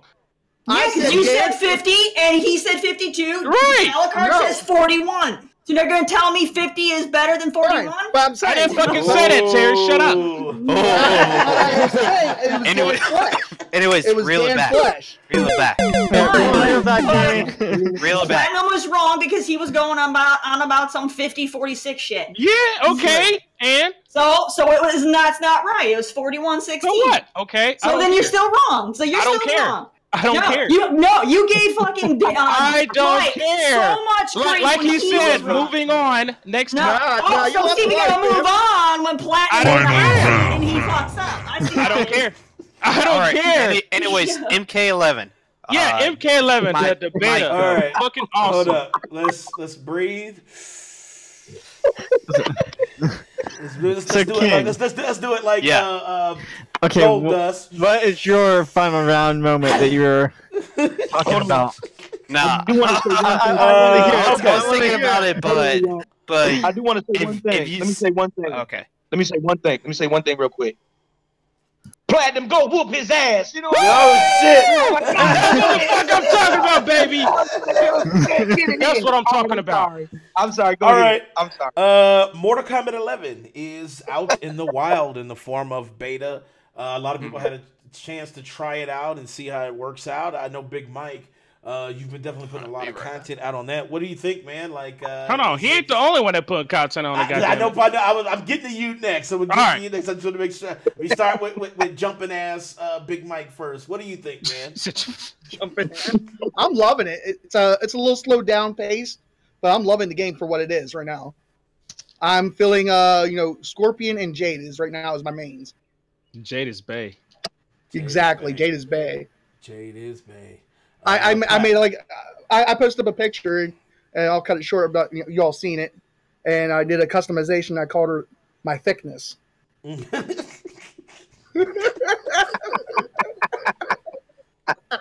No, I'm about to go into the room.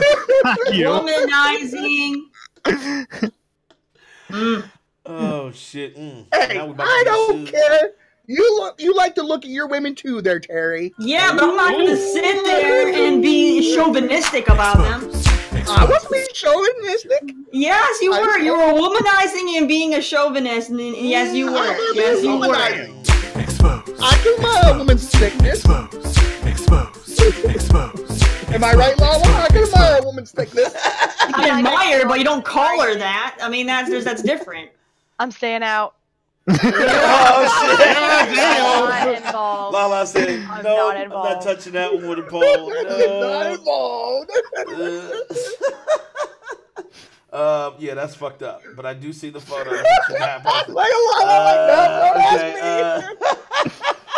Let's see what else we got. Elder Scrolls Blades is out on iOS, so this is the game that Bethesda talked about at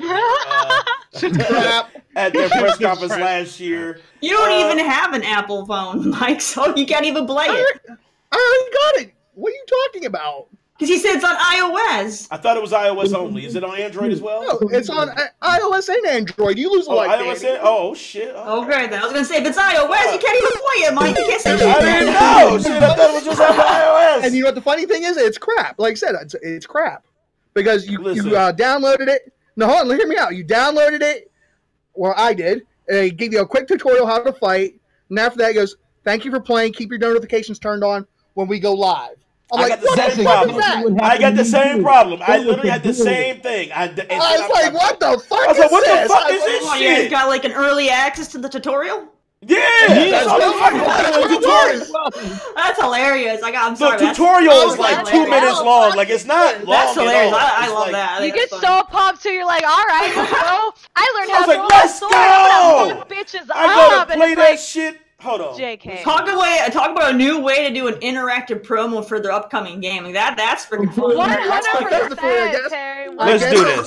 Look, I'll show you exactly what he's talking about. I'll show you exactly what he's talking about right here. We can't do the tutorial now. You can't do the tutorial now, but yeah, it'll tell you. Thanks for playing. Wait to turn your notifications on. Oh shit! It looks like it's downloading. Okay, It's gonna send you notifications like every day. Hey, don't forget to turn these on. I'm glad you have them on. We're gonna be live soon. It's gonna be fucking I was like, annoying. what the fuck is this? I was like, what the fuck? I was like, I thought I was already in it, but I guess I was fucking wrong. Wait, what I missed? You said what? Elder Scrolls game. Elder Scrolls. They have an early access promo for the tutorial, and they're all salty. I'm salty as fuck about it. I'm swear to God, if you got pretzels, I got your salt. Oh God. Tutorial 76. That's what it is. Exactly, Tutorial 76. Tutorial 76. I love Fallout. I hate it. I love-hate relationship with fucking Fallout. Because I love it so much. I don't want to download I don't want to download a big ass game on my phone and it's a fucking tutorial.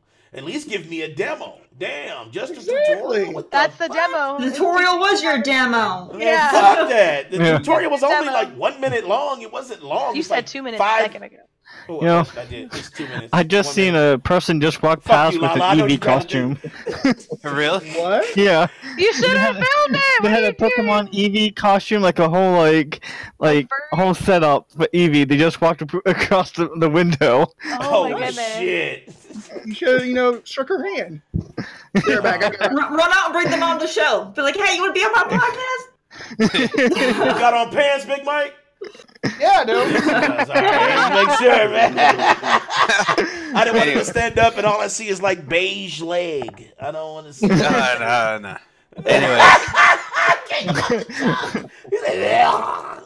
No. What's this new patch for Anthem? The new patch for because Anthem. I got an email. Surprisingly, it's like, hey, we got a new patch and such. It did, but it fixed a lot and addressed a lot of the issues. But it created kind of a headache for a lot of us because it created newer issues. Not me though. I know. Never just fucking I got the sabotage. best copy of the game. It's like it's working. Like, the only thing that's bugging for me is the launch bay. But other than that, the game is perfect. I swear to God, for me, I got every fucking issue known to man from this fucking patch. Terry's just being biased. She know there's fucking issues with it. She just. I never said there wasn't. You guys. Oh, I have no issues. Everything's fine.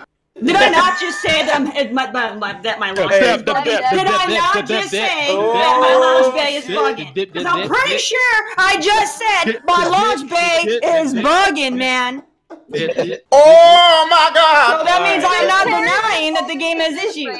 She's been holding this rage the entire It's like- time. She just waited to try to pull that shit It super pisses me off. In the same fucking sentence, I could say, yeah, I got bugs on my launch bay. Oh no, Terry's being biased because says there's no problem with the game. Oh my God! fucking biased because we had this debate a long time ago, and you want to bring up Devil May Cry. I'm like, get the fuck out of here. Because that game had problems too.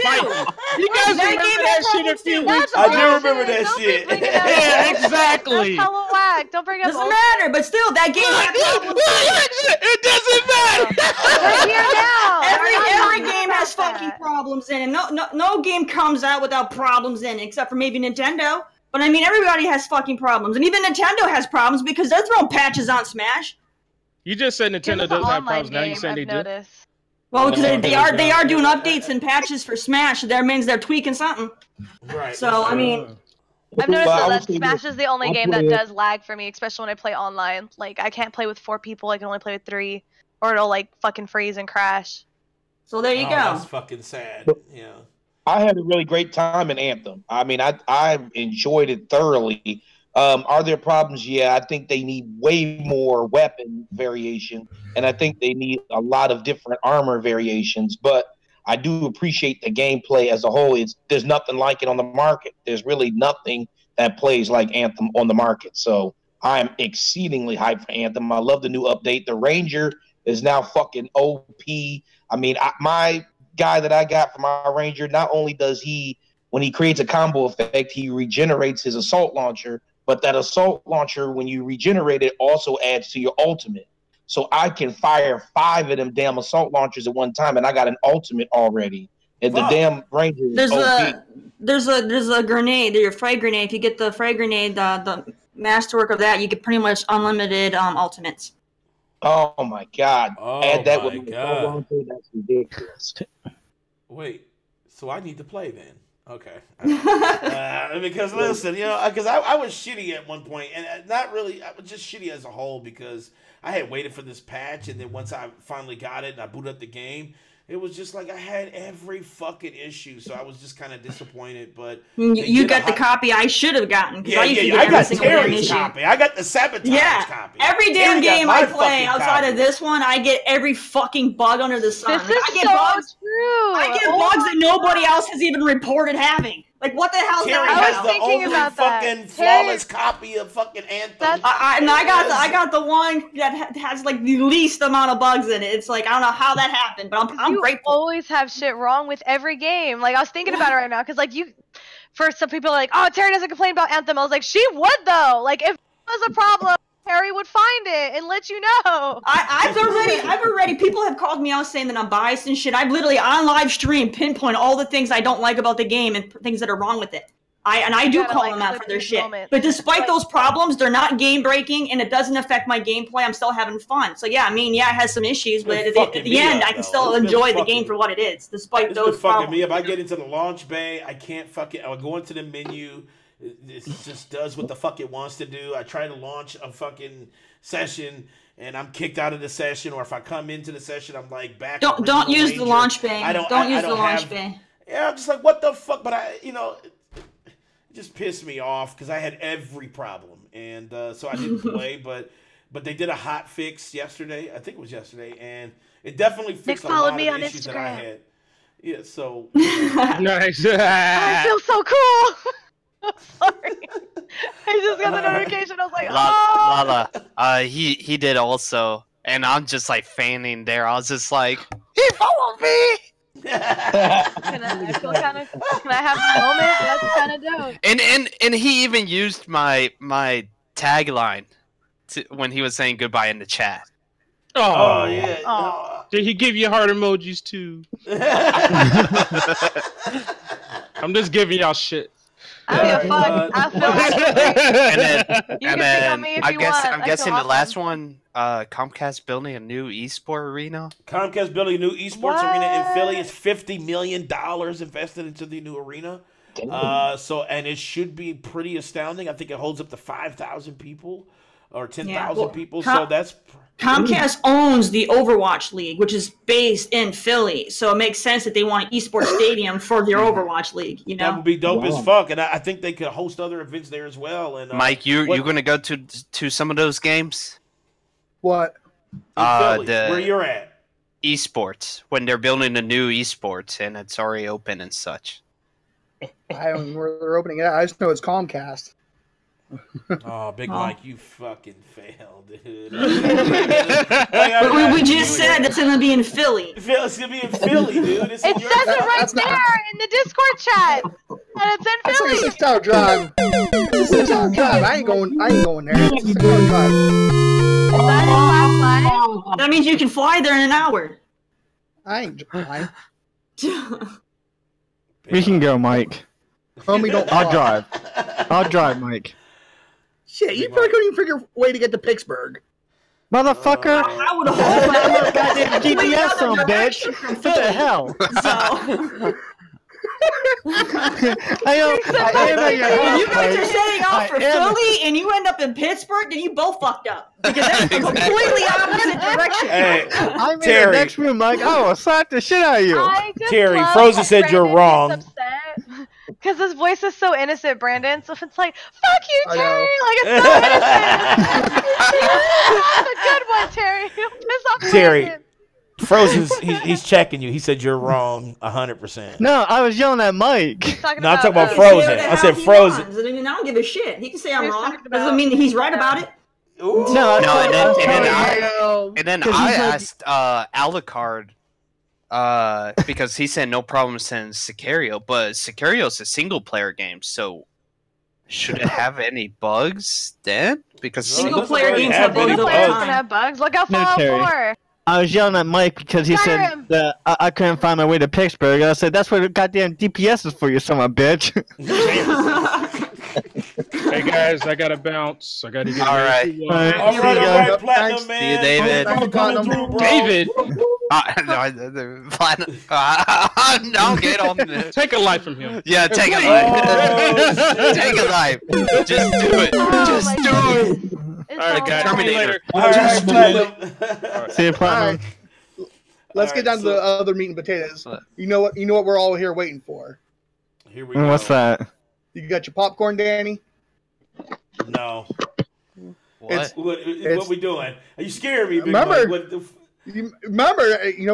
this is all King's idea. He wanted to do a final round debate with Cool Cat Terry. Oh God, the freaking bull. I said then later. That's like, nah. I was just saying sarcastically that. Final round.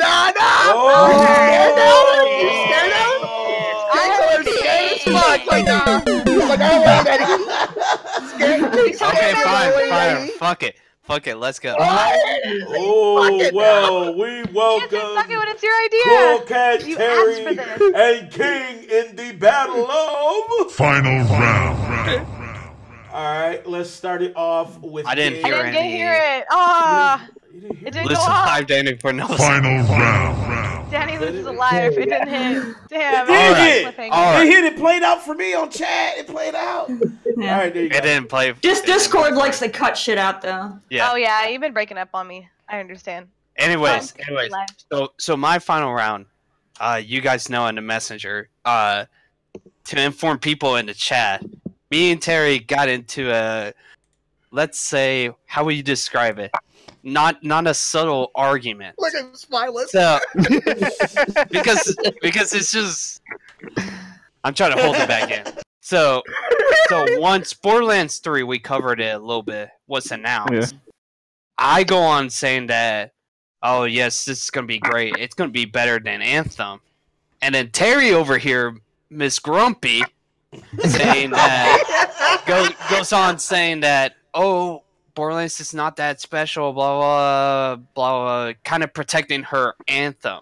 I'm like, I'm just like, Terry, you know Borderlands 3 is gonna blow out Anthem so bad and such. And then she goes on, well, it's nothing special or any of that. It is special because it was the first one to actually be the best at the best loot and shooter.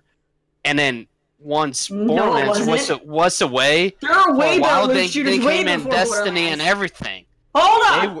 They were the first one.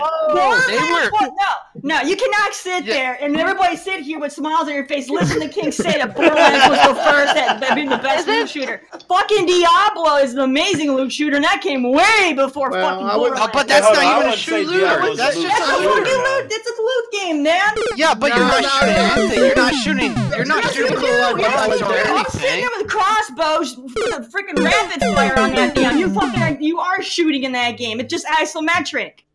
No, but then you get involved the whole magic and everything, and Freaking Warframe is older than freaking Borderlands. That's a loot shooter. But that game's been around anyway, forever. so my point of the whole argument was that Borderlands 3 was going to be bigger than Anthem. It's going to blow it out of the water. But Terry there has to then go place a card where, oh, Borderlands is not that special. It's not directing it away from. It had nothing to do with Anthem. It had nothing to do with Anthem. My vision, my viewpoint on it was that Borderlands is not the same kind of loot shooter as games like Division, Destiny, Warframe. Those loot shooters are hobbyist games that go on and you continue playing those for years and years and years at a time. Borderlands, you can still play Borderlands, you can still continue playing. No, you fucking yes, you can. There's nobody here still playing Borderlands 2. Okay, I still have it installed on my PC. You're not fucking playing it. And then to play multiplayer, it's because the Gearbox discontinued the servers for online multiplayer anymore. Everybody gets on Borderlands. We have a lot of fun because Borderlands is a great game. I'm not going to say it's not. I love Borderlands. But what happens after 3 months of Borderlands? You move the fuck on. You don't sit there playing that for years and years. Destiny, you sit there and play for years and years. Warframe, you play for years and years. Borderlands, you play for a few months. And then you drop that shit. I've been playing Borderlands 1 and 2 for a couple years right after. Well. But guess what? I'm not playing it anymore. Frozen. I moved on. Because the servers are discontinued by Gearbox. That means nobody was playing it anymore, so they had to turn off their servers because they only turn servers off for games that don't have concurrent players. Therefore, if you don't have concurrent players, they're going to turn off their servers. No one's playing it! Nah. Terry, you're so wrong. Oh! No, so you're just in denial. He needs No, you're some in milk. denial. No game company is going to shut off a server if they have a high number of concurrent players. Okay, Shut say that off. about Halo. That- Halo, that means they they're not playing canceled. it. They canceled their servers, and still a whole lot of No people one's play fucking Halo. playing Halo. Because everybody moved on to Halo 5. No one's fucking playing on the old Halo. At the time. Well, that's the worst example. No one's playing fucking Halo. No All one's right, playing there's that a game. difference. Borderlands is a great game, it is. But when you look at loot shooters as a whole, it doesn't hold a candle to games like Division and Destiny because those games people keep playing forever. All right, Because Borderlands set the you move on blueprints from. for Destiny and Division and You everything. move from on. Borderlands, you move from on. You don't play that for years and years at a time. You drop that shit after 3 months, if not sooner.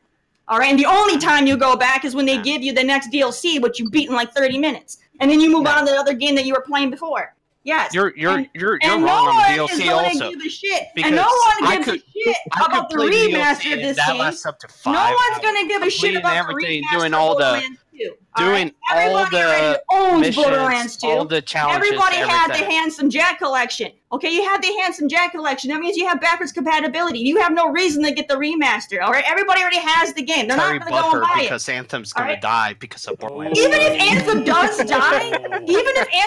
die, guess what?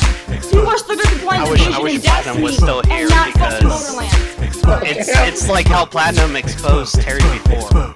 No, look at. Yep. Even if Anthem dies, okay, even if it does die, the fact still remains. People are gonna still be playing Warframe, Destiny, and Division well after fucking Borderlands 3. Not They're how all gonna- they're Division all is gonna drop going off. with all their They're all bugs gonna and drop off. such. People will still be playing that shit, especially with Destiny and Warframe. Yeah, those games are people are gonna jump right back to those, and they're gonna forget about Borderlands 3 after a few months after they've done everything. All Yeah, right. you're so wrong.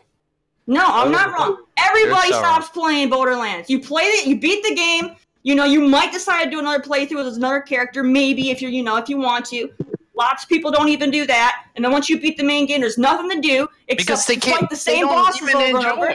There's nothing to do in the Borderlands goddamn 3. game. That's the Yes, other there thing. is. You No, can you beat play the main Borderlands in so many story. different directions. You beat the How many main ways story, can and you then play there's Anthem? nothing left. You just switch to another. You beat the main LaLa. story, and then all you got is your bosses at the end, and you sit there and you have to wait. All right, LaLa, thank you so much for being here, LaLa. Anthem is the same fucking way. Thank you, LaLa, for being You just here. switch suits and you do the same challenges over and over again. Yeah, but you know what? Tell they're me gonna keep doing? how's that They're fun? gonna keep adding content for years. Fucking Borderlands, you gotta wait, 3 months, and then maybe you're gonna get a 10 fucking level cap? Congratulations, 3 months, you get to go up another 10 levels. Congratulations. You're gonna tell me look that's at Anthem fucking here. better? After No, just switch no, that's fucking different suits, bullshit. and you're still doing all the same challenges. You're failing right now. You're failing. You're no one's gonna failing. sit here You're just and tell butthurt me because that- Anthem's gonna that, die. You know they're gonna sit. Even if Anthem does die, no one's gonna be playing Borderlands 3 after 3 months. They're gonna move on because they move You're on wrong. after every You're game. wrong. I am not wrong. No one's fucking playing You're wrong. fucking Borderlands 2 right You're now. wrong. You're not playing Borderlands That's 2. not I'm Mike. not. I know Mike's I was not. gonna say- Danny, are you playing Borderlands 2? No, not right now. Oh, look, Hey, look, are you look here, playing Terry, Borderlands bring 2? in the old games. Random, are you Old playing games. Borderlands 2? Oh, look Is at Terry. anybody here Look, still playing look, I'm Terry. I gotta bring in I'm old pretty games to sure prove my nobody point. is giving a fuck about Borderlands 2. Okay, we'll That see. game is Once dead. Borderlands 3 is That announced, game is comes dead. out, we will see. We would see that. No, everyone's gonna jump on it because it's new and Borderlands is fantastic. It is. But after 3 months, still butthurt. no one's gonna give a fuck about Borderlands 3. They're gonna move on. And nobody's gonna buy the fucking remaster because they're gonna be playing Shenmue 3. They're gonna be playing fucking Mortal Kombat 11. They're gonna be playing Days Gone. Those games come out in April. They're on that remaster that everybody already fucking But I'm owns. not talking about No the one's gonna buy remaster. that So either. stop bringing shit up. Bring it up. I'm not even talking about the remaster. It's still And valid. you're bringing it No up. one gives a fuck about the Borderlands. Not to that extent. And when 3 comes out, they're gonna buy it. They're gonna play through the story. They might do another Terry's still playthrough as another character. They're gonna wait 3 months. They're gonna get a 10 fucking level cap. Then they're gonna wait some more months. Then they're gonna drop a story-based DLC, and then we'll play that. But but it's you play it. You drop the game. As soon as DLC comes out, we go back, we play the DLC, we drop the game. You don't continuously play Borderlands for years at a time. No one does that shit. Oh, shit. You're wrong. I hate to say it there, King. The chat's are kind of saying you're kind of wrong. Frozen said Terry got exposed so bad she's reverted back to damage controlling.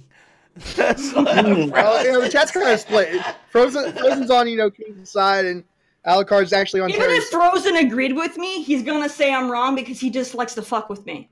So he's gonna just say I'm wrong just to troll.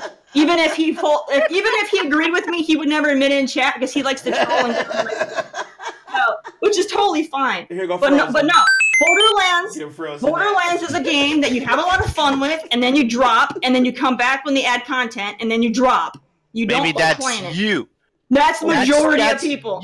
That's how you want to go with Borderlands? Okay. No, stop. Okay. Everybody here. I'll still be enjoying and playing multiple playthroughs of Borderlands 3. Do you play Borderlands for like years at a time, or do you drop off until there's content? Go ahead. You guys I played Borderlands 1 and 2. even for 2 years. This is just 2 years after a whole they've been released. Let everybody else voice their opinion. What do you guys do with Borderlands? Okay. I usually play Borderlands. I usually play it when I beat it. It kind of does catch a little dust, honestly. Like once I beat it, it's like I'm kind of done with it. But Danny, do you play with group of friends or just single?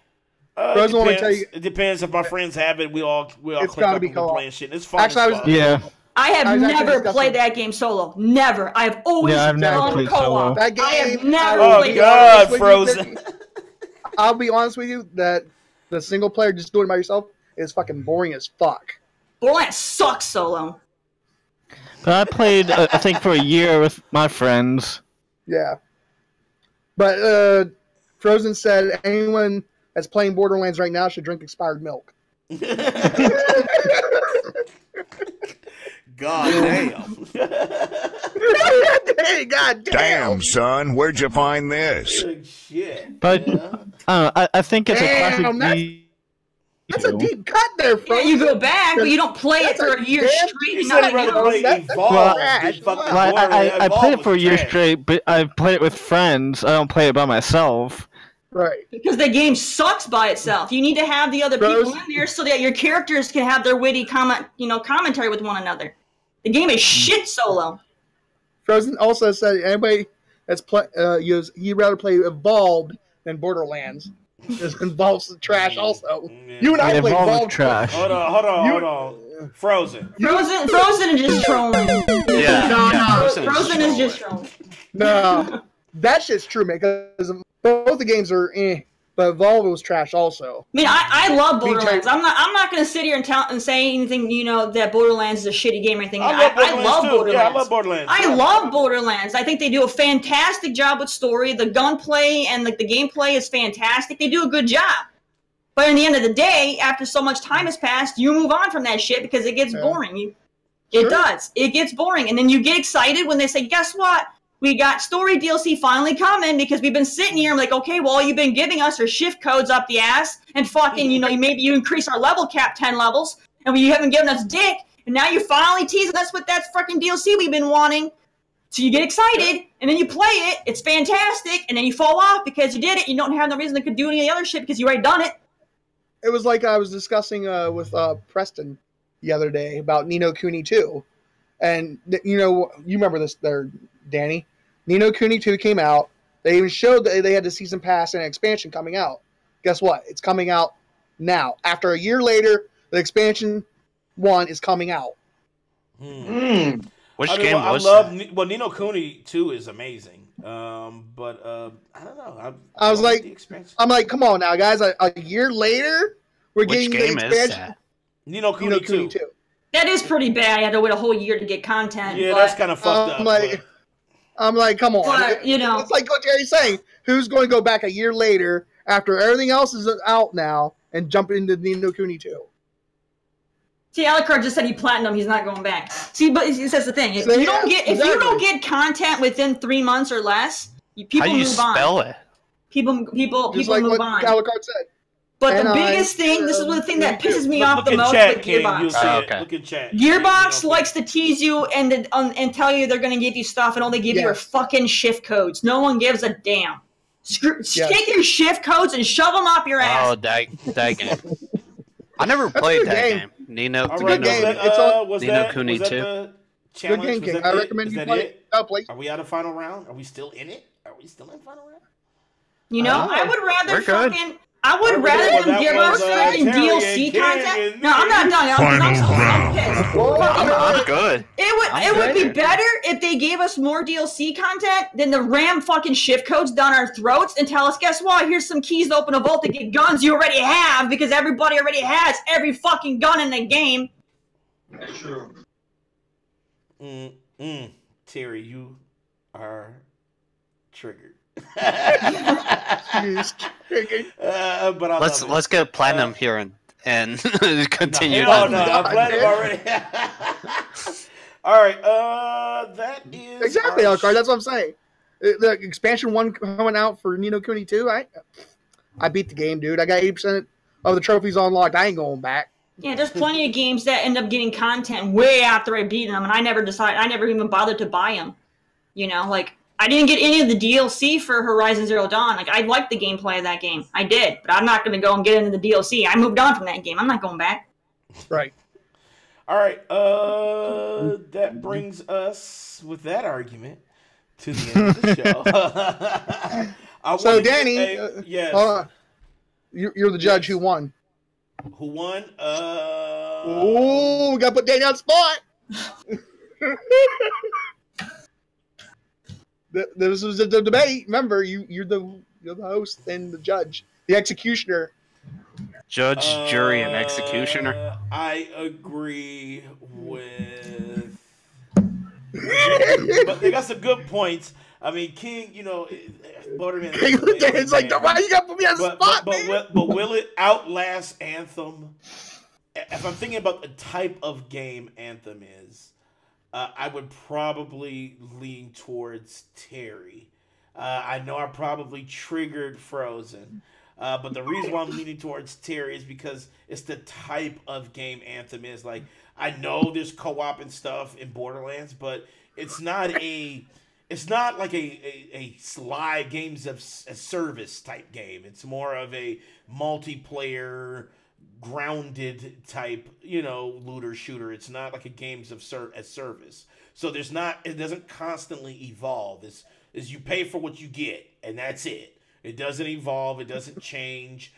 So I think the as far as legs, if I'm just talking about legs, that was the main argument. I think Anthem has more legs than Borderlands, even though I love Borderlands and I think it would probably, you know, do amazing once it's released. I still think Anthem has a little more legs than Borderlands. So I'm gonna give that to Terry. I'm gonna go to Terry on that one.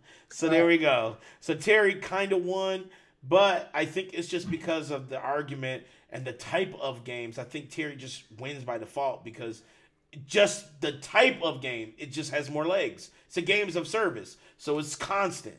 Borderlands is like a game and then it has DLC, so it's not the same type of game. So I think Anthem has more legs. So there we go. Yep. Alucard also said Terry won. That's a good technicality, Danny, because really you guys are discussing two different games. One game is they're both looter shooters, but that's where the similarities. That's where the similarities end because you got story driven. Yeah, Borderlands is story. Once the story's over, that's the game. Whereas Anthem, it's story, but then there's also the MMO component to it. That's where it just keeps going. So it keeps going and going and going and going. Yeah, that's right. You got events and stuff like that. You don't have that. You don't have that in Borderlands. You don't have like weekly events and type of shit. You may have some raids. You may have. Anthem got to get their shit together. Anthem got to get their shit together, man. If their loot, if they don't get a ton of different guns, a ton of different armors. I mean, I love the game. They got stuff coming. They got stuff coming. They're going to do a major loop we have a new mastery system coming. We're supposed to be preparing for the Cataclysm, which I think is gonna. I'm hoping it's going to be story related stuff. They did say it was story related, and it's going to change the world map too. Yeah, I mean, I think it's all coming. They just want to give us stuff in little bits. They don't want to give us everything right away because then we're going to be like, okay, now we have it. There's nothing left. They have to give us things in little bits, so there's always something. But here's the thing, though. Here's my thing about Anthem. This is why I was so triggered about the update when they mentioned loot. Because if you go back to E3 and when they showed the game, there were certain things that I think are fundamentally missing with the loot system. Like in the middle of an actual mission, when they dropped a legendary gun or one of those guns, the person picked it up and was able to equip it right then and there. Another thing too, they showed all these. It was like literally maybe hundreds of armor sets that they had that were actually selectable in real time when they were showing off the customization of your javelin, and this was during their E3 presentation. So it's almost, I think the ire comes from people seeing it actually happen. They saw all these different armor sets. They saw all these different vinyls. It was like all these things that were available, kind of. They insinuated that you would have access to a lot of the stuff where you could buy it from the store, from day one of launch, and that's not the case. And then when they talked about the loot patches and they said we're going to make sure the loot's there and things like that, this is where David's gripe comes in. It's like, okay, the loot is fixed. You get hella loot. But the guns are definitely samey. I mean, you can get all of the collection and no problem. I mean, maybe the first 10 hours you'll have like literally every type of gun in game, and I think there were way more in the E3 demo. So when people were hearing that loot fix, they were expecting more of that. But I get it. What I want is basically just to kind of expand on what they already have. If you want to sell me items, then put them in the fucking store. Because like right now, it's only one armor set or two armor sets that you can buy. All right, King.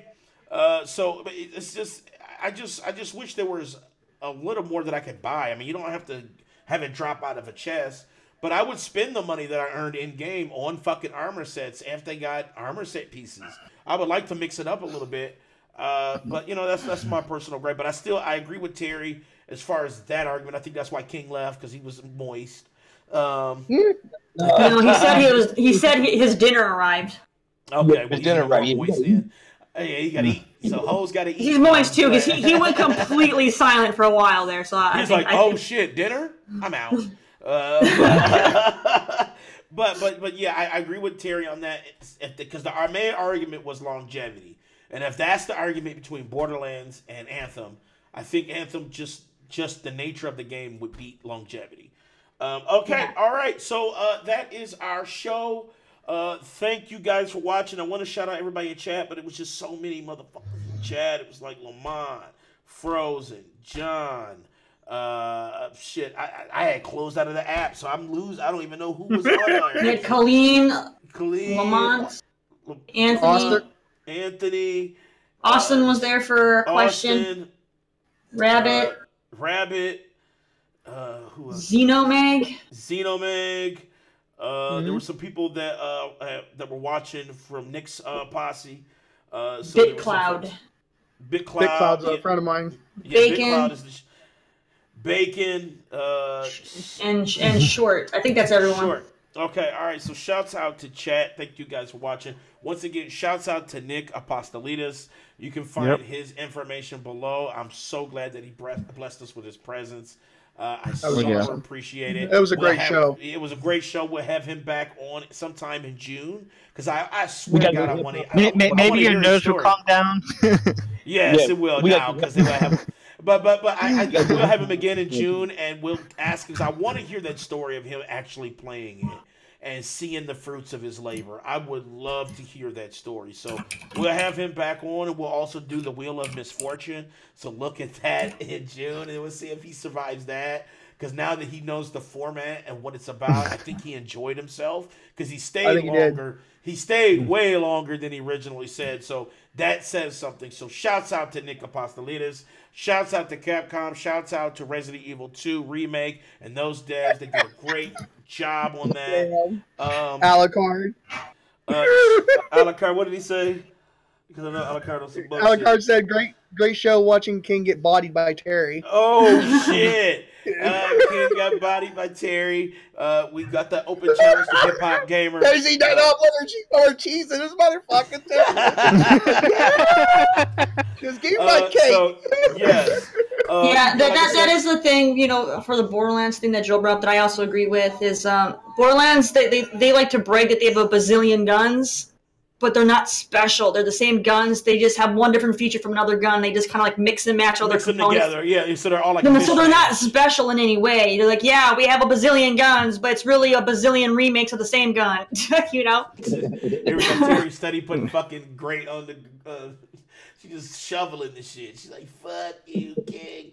No, for real. Thank you guys for watching. We love you guys. Thank you for spending your afternoon with us in this historic event on our show. Great guest. Hopefully bigger things to come. Shouts out to the panel, LaLa, Platinum Godfather, Dave D, a.k.a. Primetime, the Rage Queen, Cool Cat Terry, Brandon the Whole Man, Big Mike, a.k.a. Dual Shocker Shill. You know, hey, you forgot the other part, aka Mini Boss and Resident Evil, aka Mini Boss and Resident Evil, aka Token Taker, anything you want to fucking call him. So yeah, shouts out to King as well.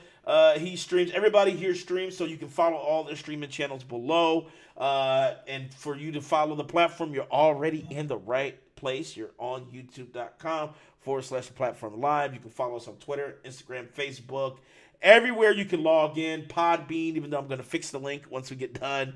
So let me take that live right now. I'm going to fix that link. That link. The Podbean thing is that's all Danny, the Podbean. Okay, well, fuck it. So we'll get that shit fixed. But next week, 1 o'clock p.m. Eastern Time. Check us out. Thank you guys for watching. We love you guys. And remember, subscribe. Yeah. Like, subscribe, share, send nudes, anything you can. We'll take it. Don't share nudes. Don't share the nudes. Yeah. We don't need to get banned. Okay. All right, guys. We love you. We out. Peace out. Peace. Peace.